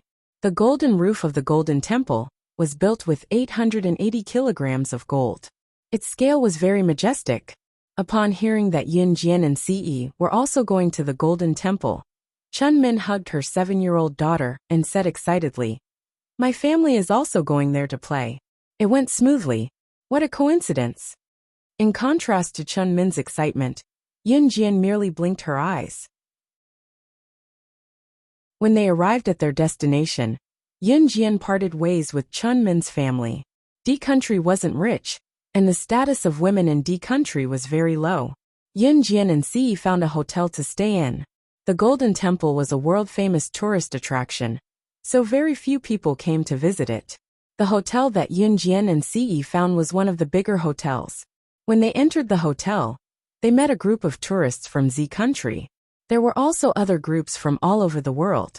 After Yun Jian and Ce checked in, the group of tourists from Z Country saw Yun Jian and Ce.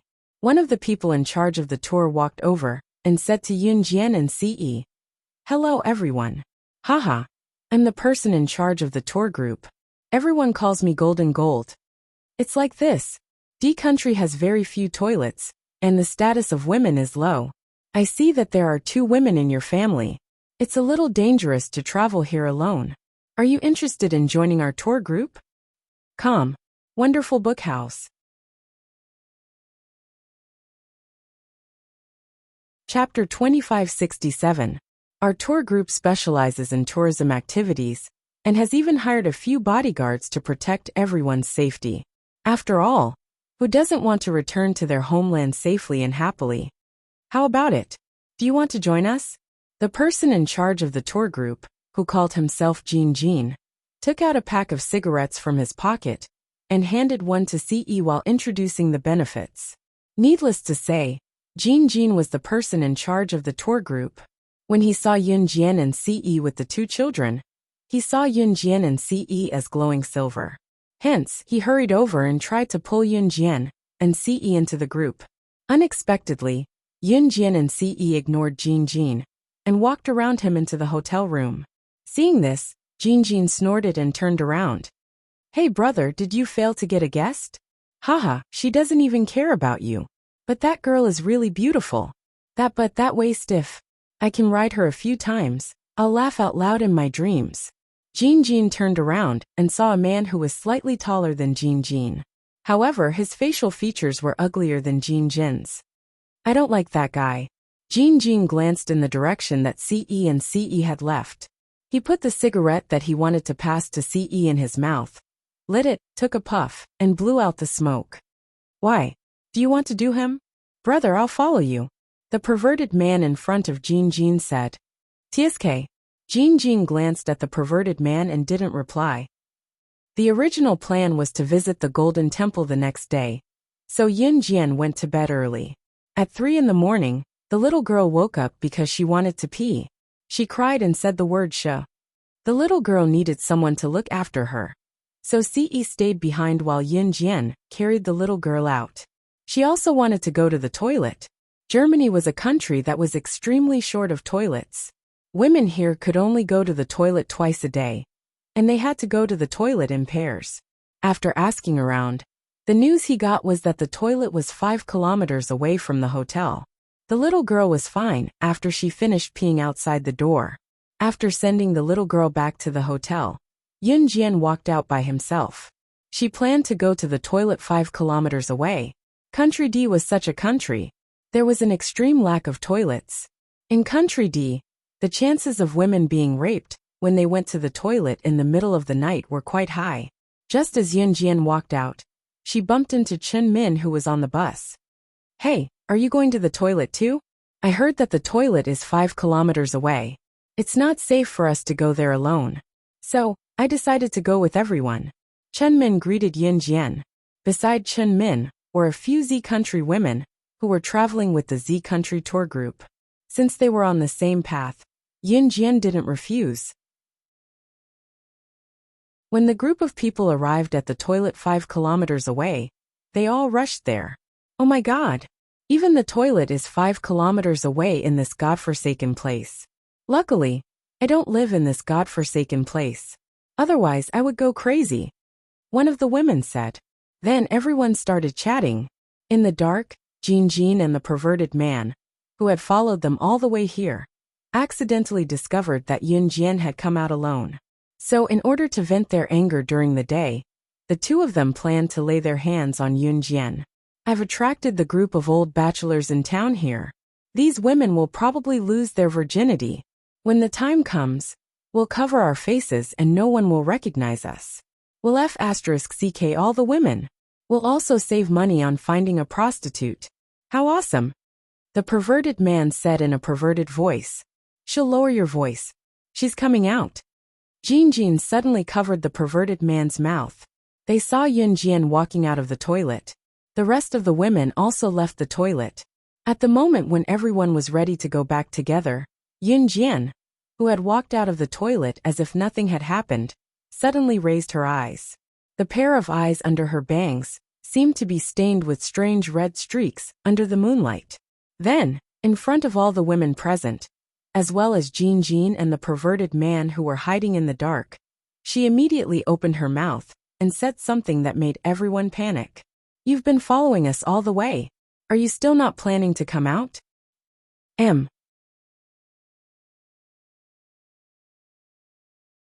Chapter 2568. 5 kilometers away from the hotel, there was a toilet. This toilet was piled up with stones and looked dilapidated. Although the people outside could not see the people inside the toilet was so dilapidated that it looked like it would fall down with a push. Yun Jian was standing 10 meters away from the toilet. Under the moonlight that was about to set in the west, her straight and slender figure was enough to arouse men's desire. But at this time, she stood in the same spot, as if nothing had happened, and suddenly said this sentence out of nowhere. As soon as she finished speaking, Jin Jin and the perverted man who were hiding in the dark, as well as Chen Min, as well as the group of women who had come with the group to use the restroom, were all stunned. What do you mean by following us all the way? Don't scare me. It's so dark here. There's no one around. One of the women tugged at her clothes, and her face turned pale. She looked around, and was clearly frightened to the point that she let out a cry. The other women who came with her trembled when they heard Yunjian's words. Among the group of people who came here, 3 or 2 were men. And the whole group was from Z country. Although it was 3 o'clock in the morning, the people from Z country had long heard that there were few toilets in D country. Moreover, the chances of women going to the toilet alone were very high. Therefore, these women gathered a lot of people in the middle of the night and went to the toilet 5 kilometers away. A few of the women even dragged their boyfriends or husbands with them. They were the 3 or 2 men who were standing at the scene. 3 minutes after Yunjian spoke, a woman whose husband was standing beside her was holding her man's arm. Seeing no one around them for a long time, she was not afraid of trouble and replied to Yunjian in a loud voice. "What's the matter? There's no one. Who are you trying to scare? Can you please shut your mouth? Otherwise you can go back alone." This woman relied on her husband's protection and was not afraid that there were people around. That's right. There's no sound around. You shouldn't scare us like this just because you're young. We're old and can't stand being scared. Another woman chimed in. As soon as the woman holding her husband's arm finished speaking, the rest of the women also agreed and stood on the side of the woman holding her husband's arm. Exactly. Who are you trying to scare? In a dark environment, people would more or less be surrounded by a sense of ambience. At this moment, the surroundings were gloomy. Only the round moon hanging in the sky that was about to set in the west could vaguely illuminate the earth. They were surrounded by trees. In such a place, it was inevitable that she would be a little scared. In addition, the crime rate in Germany was relatively high overall. Therefore, after confirming that Yunjian was deliberately creating a scary atmosphere, everyone present turned their attention to Yunjian. In the dark, Jinjin and the wretched man were first stunned when they were discovered. Then they turned around quietly and wanted to escape. They had originally planned to take advantage of the situation when the group of old bachelors from D country appeared, and all the women present were subdued. But they had been discovered. What kind of hearing did that woman have? Jinjin and the wretched man quietly turned around and prepared to leave. However, just as she and the wretched man were about to leave, all the women began to accuse Yunjian. So. Yunjian, who was standing on the spot, raised her hand slightly, and 3 knives were caught in the gap between her fingers. She didn't even look at them, and threw the knife in her hand into the dark. No one saw that in the night, 3 knives were nailed to the thick tree trunk in front of Jinjin and the wretched man, who were about to escape. It was night, and Jinjin and the wretched man already felt guilty for doing something bad. At this moment, they suddenly saw 3 knives flying past them and stabbing into the tree trunk. The knives that suddenly appeared were like ghosts. Under everyone's gaze, the 2 of them were so scared that they screamed and rolled to where Yunjian and the others were. As they crawled and rolled, they shouted, F***CK ghost. Ghost. What the hell? Ghost. M.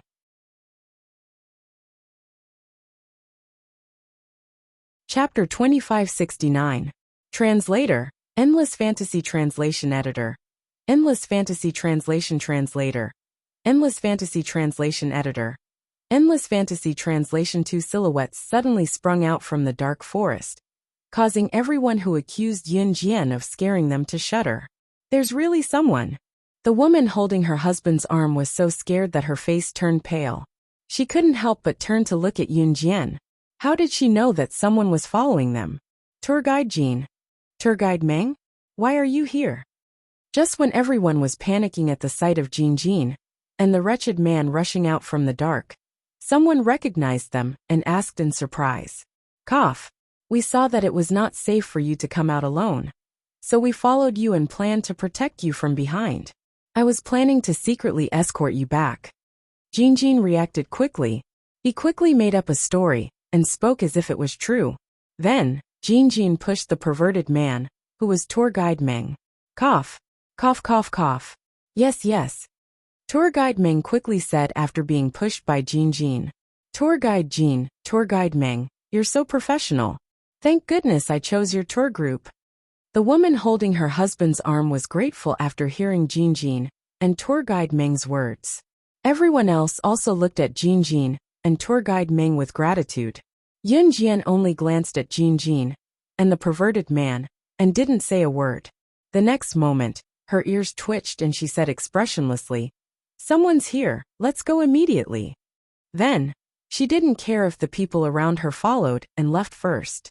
With the previous lesson in mind, the rest of the group quickly followed after Yunjian. A minute later, a group of old bachelors from Country D arrived and realized that there was no one there. F***ck.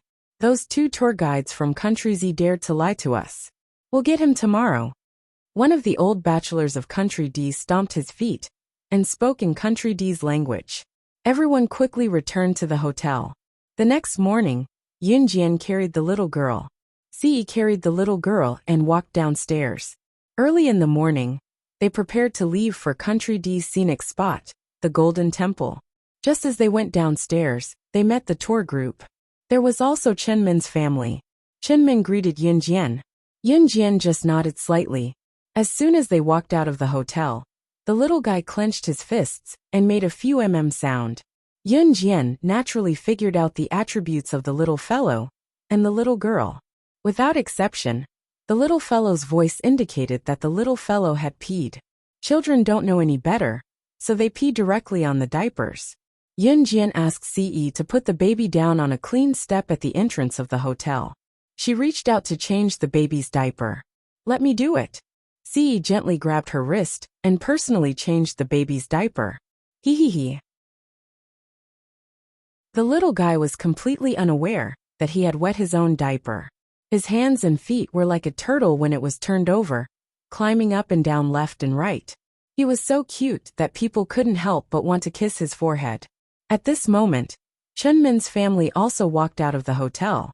Seeing the little fellow's face, Chunmin couldn't help but say to Yunjian, "Your son is so handsome. He'll definitely be a handsome guy in the future." After hearing this, Yunjian politely thanked her. At this moment, Ce had already rudely removed the baby's diaper. He took a new one and skillfully changed the baby's diaper. However, just as he was about to change the baby's diaper, the little fellow made another sound. A stream of urine sprayed onto Ce's face like a fountain. Translator, Hengi Translations Editor, Hengi Translations.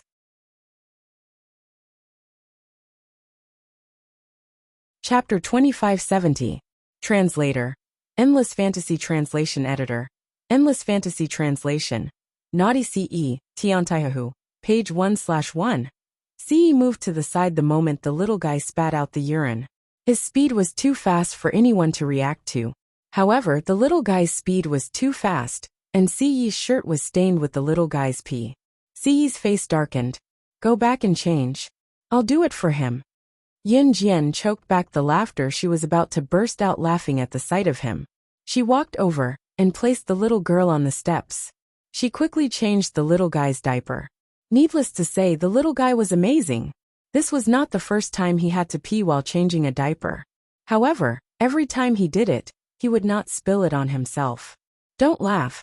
This was a profound skill that required a good grasp of strength.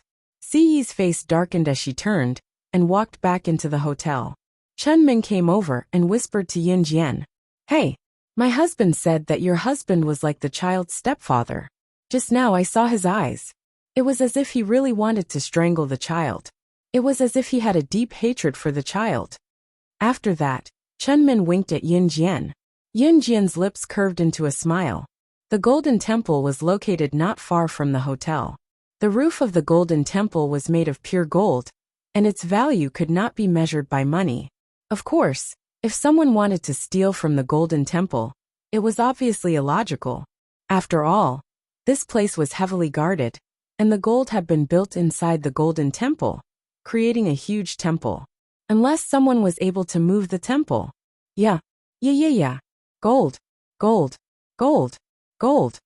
The little girl clapped her hands excitedly when she saw the Golden Temple made of shining gold. At this moment, tour guides Jinjin and Meng were sitting not far away. Both of them were wearing masks. That was because early in the morning, The old bachelor who had failed to get his way yesterday had caught them and beaten them up. Jin Jin and Meng Jin clenched their fists. Their anger towards Yun Jian and Ce increased by another level. "Brother, I can't take this lying down," tour guide Meng said. "I can't take this lying down either," Jin Jin replied. Suddenly, the two of them, who were originally looking at Yun Jian and Ce's family of 4, looked at each other and formed a conspiracy. To reach the Golden Temple, one had to climb the nameless mountain near the Golden Temple. Usually, people who came here to play would be recommended by the hotel to visit the Golden Temple first, before going to Nameless Mountain. Of course, most people would visit the Golden Temple on the first day and Nameless Mountain on the second. On the way back, Chen Min made an appointment with Yin Jian to go to Nameless Mountain with Yin Jian the next day. Yin Jian agreed. At 2 o'clock in the morning, Yun Jian finally coaxed the little fellow and the little girl to sleep. Ce went into the bathroom to take a bath. The two of them made a lot of noise and didn't fall asleep until midnight. Seeing that the night was beautiful, Yun Jian brought the telescope that the two of them insisted on buying when they were shopping at the Golden Temple, and went up to the rooftop, the highest floor of the hotel. The highest floor of the hotel was the 6th floor, the highest floor in the vicinity. Looking down from here, they could see the entire scene, but the rooftop of the hotel could not be seen from other floors. The night was dark. Yun Jian held the telescope with one hand and looked at the stars and moon in the sky. Bang kacha. Suddenly, the rooftop door at the back was open, closed, and locked. Yun Jian squinted. Just as she was about to turn around to find out what was going on, a familiar chest came into her embrace. "Xiao Jian, it's been a long time since we last met." The moment the rich voice rang, Yun Jian could even feel a certain part of Ce's desire swelling and pushing against her. Translator, Hingyi Translations Editor, Hingyi Translations.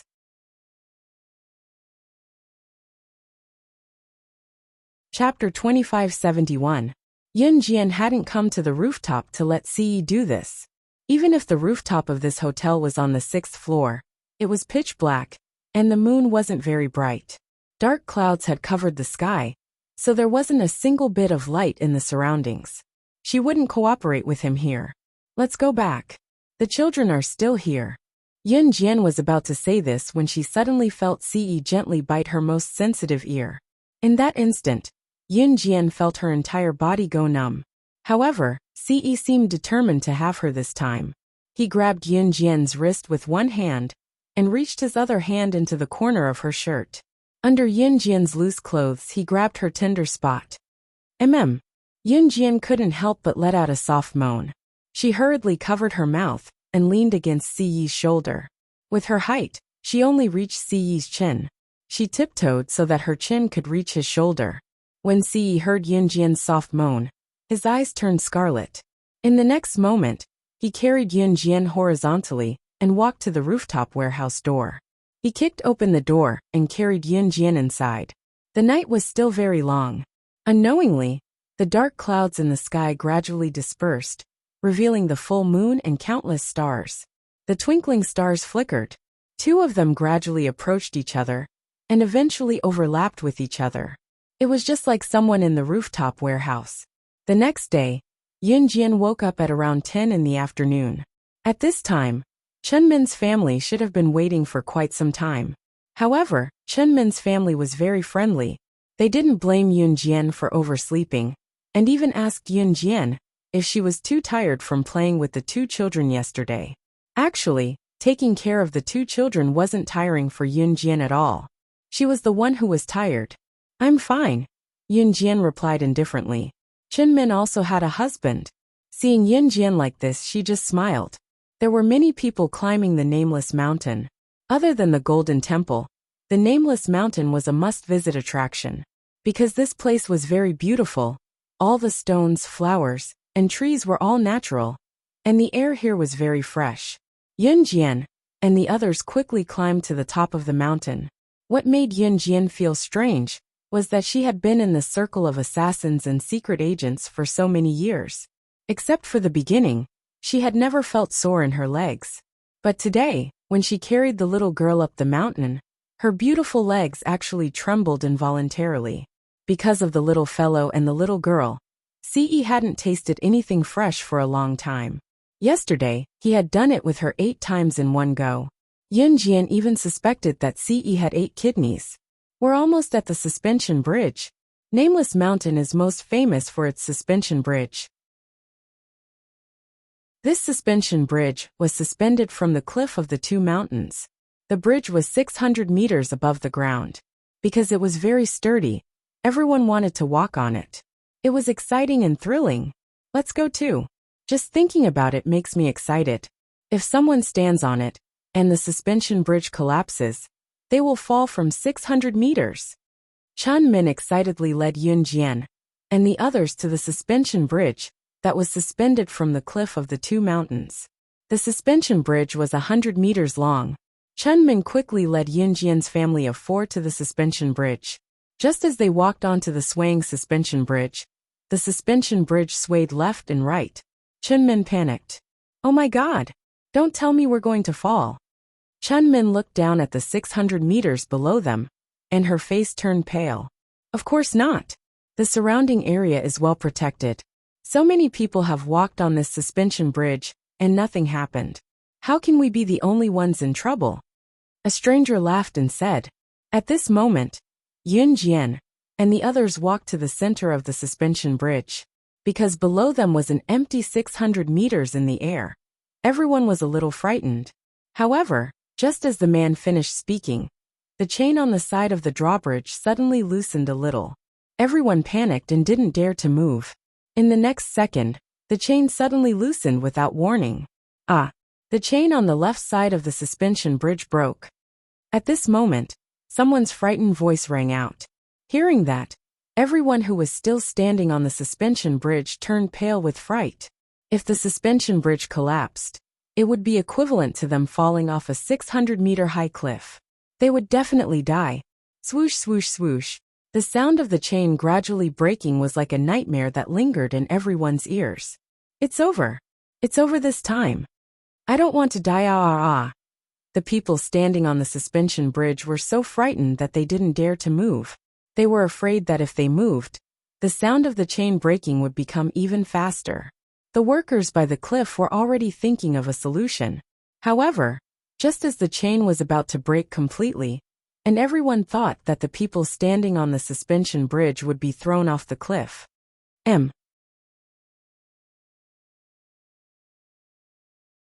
Chapter 2572. Translator.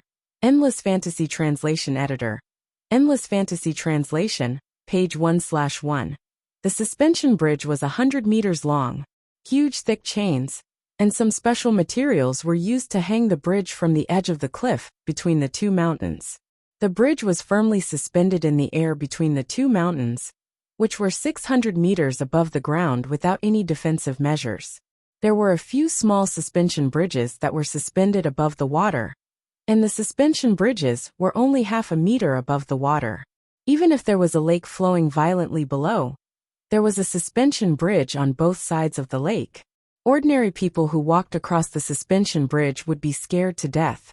Because there were at least dozens of people standing on the suspension bridge, some people would hold the railing and violently step on it in order to increase the excitement. At this time, even if they imagined themselves falling into the lake, they would panic and tremble. Not to mention that Yun Jian and the rest were standing on a suspension bridge that was 600 meters above the ground. If they fell, it would be a dead end. Furthermore, the suspension bridge's defensive measures were usually very sturdy and should be 100% safe. But the chains suddenly broke. This was something that no one could imagine. When the suspension bridge broke, there were at least 100 people on the suspension bridge. With so many people, even if the workers at the side pulled on the chains, they would not have the strength to hold on until the people at the foot of the mountain came to rescue them. In this kind of situation, it was usually certain death. Just when everyone thought that they were scared out of their wits, Yun Jian suddenly flipped over and stepped on the thin railings of the suspension bridge. Like a circus performer walking on a tightrope, she walked on the railings that were used as handrails when people walked on the suspension bridge. Not only did she not fall, Moreover, she was sprinting towards the side of the cliff, where the suspension bridge had broken the iron chain. The suspension bridge was full of people, and walking on the railings was the fastest way to reach the cliff. But other than Yunjian, most people would not even be able to stand on the railings. Even the circus performer, who walked on a tightrope, would not be able to do this in this kind of situation. Quickly look. That young lady. She actually. The workers at the side suddenly saw Yunjian stepping on the railings of the suspension bridge and running towards them at a speed that could not be seen by the naked eye. They were so shocked that they shouted out loud, "Heavens! What was she trying to do? We're going to fall. We're really going to fall. Who the hell is this woman? Mommy, save me." The tourists, who were hugging the railing of the suspension bridge tightly, did not dare to move. When they saw what Yunjian did, their faces turned pale with fright. "Stop her! The chains were unstable to begin with. She was running on the railing of the drawbridge again, and we could hardly hold on to the chain. Hurry up! Stop her!" Fortunately, the iron chain slowly loosened. Just now, when the staff reacted, they had already hugged the iron chain tightly. The rest of the people who didn't get on the suspension bridge and were compassionate also ran up to help the workers pull the chains. However, there were nearly 100 people on the suspension bridge. Their strength was not enough to pull on the chains, and they would not be able to hold on for long, especially now that Yunjian was running on the railing of the suspension bridge. It was simply putting pressure on them. "Quick! Stop her! We can't hold on any longer. Is the engineer who can repair the chains on the mountain?" A staff member pulled on the completely broken chain, with everyone else. He used all his strength, and even the veins on his neck were protruding. He used all his strength to yell in a hoarse voice. Everyone who was holding on to the broken end of the chain used all their strength. Not everyone in the world was evil. This group of people who reached out to help had no relationship with the people trapped on the suspension bridge, but they reached out to help and held on to the chains tightly. Their feet were slowly inching towards the edge of the cliff. They could let go, and then they would be safe, but they were still trying their best. They could not hold on any longer. Just when everyone thought that the people on the suspension bridge would be thrown off the cliff like a kite with a broken string, Yunjian had already landed on the flat ground with ease. She quickly walked to the broken chain, and without saying anything, she took the tool that she had prepared to use again. She used the tool to rub the broken part of the chain, and in a few moves, the broken part of the chain was perfectly repaired. She successfully completed this series of steps in less than a minute. At this moment, the workers who were holding on tightly to the chains and waiting for the engineer to come up and fix the chains, as well as the tourists, including the people on the suspension bridge, who were criticizing Yunjian for putting pressure on them, were all stunned. Their eyes widened. 3 minutes later, the staff from just now took the lead and exclaimed at Yunjian when they realized what was going on. Are you the top engineer in the world? Normal engineers would not be able to repair the suspension bridge so quickly. We hired the top engineers in the world to maintain and build the suspension bridge. Around us, only Mr. Kinani has the ability to fix the current problem. May I know your name? Translator, Tim. Editor Tim. Chapter 2573. There were so many people at the scene just now, and there were also repair tools at the scene. However, the staff and the tourists were desperately holding on to the iron chain. No one tried to fix it because no one knew how to fix it. Actually, it wasn't that there weren't any engineers at the scene, but this engineer didn't know how to fix such a difficult thing. This engineer only checked the safety factor of the suspension bridge every day. Don't be fooled by the dangerous games in the amusement park, as well as the suspension bridge, where one mistake could lead to heavy losses. It required the relevant personnel to be stationed all year round to check the danger factor every day. After this staff member took the lead to call out to Yunjian, the surrounding people were all stunned. The people on the suspension bridge were scared silly. Everyone immediately left the suspension bridge. The women were all wiping their tears. It was obvious that they were really frightened. As for the men who didn't want to cry because of their pride, They were so scared that their legs were trembling. Scared me to death. I don't dare to come to this kind of place anymore. Chenmin hugged her child tightly. She was so scared that her face turned pale. Even at the most frightening moment just now, Chenmin's first reaction was to hug her child tightly. Just now the situation was urgent. When they went up the mountain, Siyi was carrying the two children, because he was afraid that Yunjian would be tired. That was why Yunjian was able to rush to the cliff to save the situation. At that time, Siyi didn't have the slightest bit of modesty. The little girl and the little guy were laughing and playing with each other in Siyi's arms. They didn't feel the slightest bit of danger. After recovering from her shock, Chenmin walked to Yunjian. She saw that Yunjian's family of 4 didn't seem frightened at all. She swallowed hard and said to Yunjian, You weren't scared just now? You actually did something so dangerous. What if you fell? Chenmin had just finished speaking when Yunjian interrupted her. In my world, there are no accidents. In her world, there was only success. There were no accidents. Chenmin swallowed her saliva and didn't say anything else. The accident happened too suddenly, but thank you very much. On behalf of all the staff and all the tourists who almost died on the suspension bridge, I would like to apologize to you for doubting your ability. Thank you, young lady. After a false alarm, the staff member walked up to Yunjian and bowed to her sincerely. The staff member thought that Yunjian would say, You're welcome. But Yunjian sneered and said to him in a sarcastic tone, Do you really think that the breaking of the chain was an accident? The staff member was stunned. What do you mean? Investigate who sent the staff away to touch the chains yesterday and today. You will definitely know what is going on.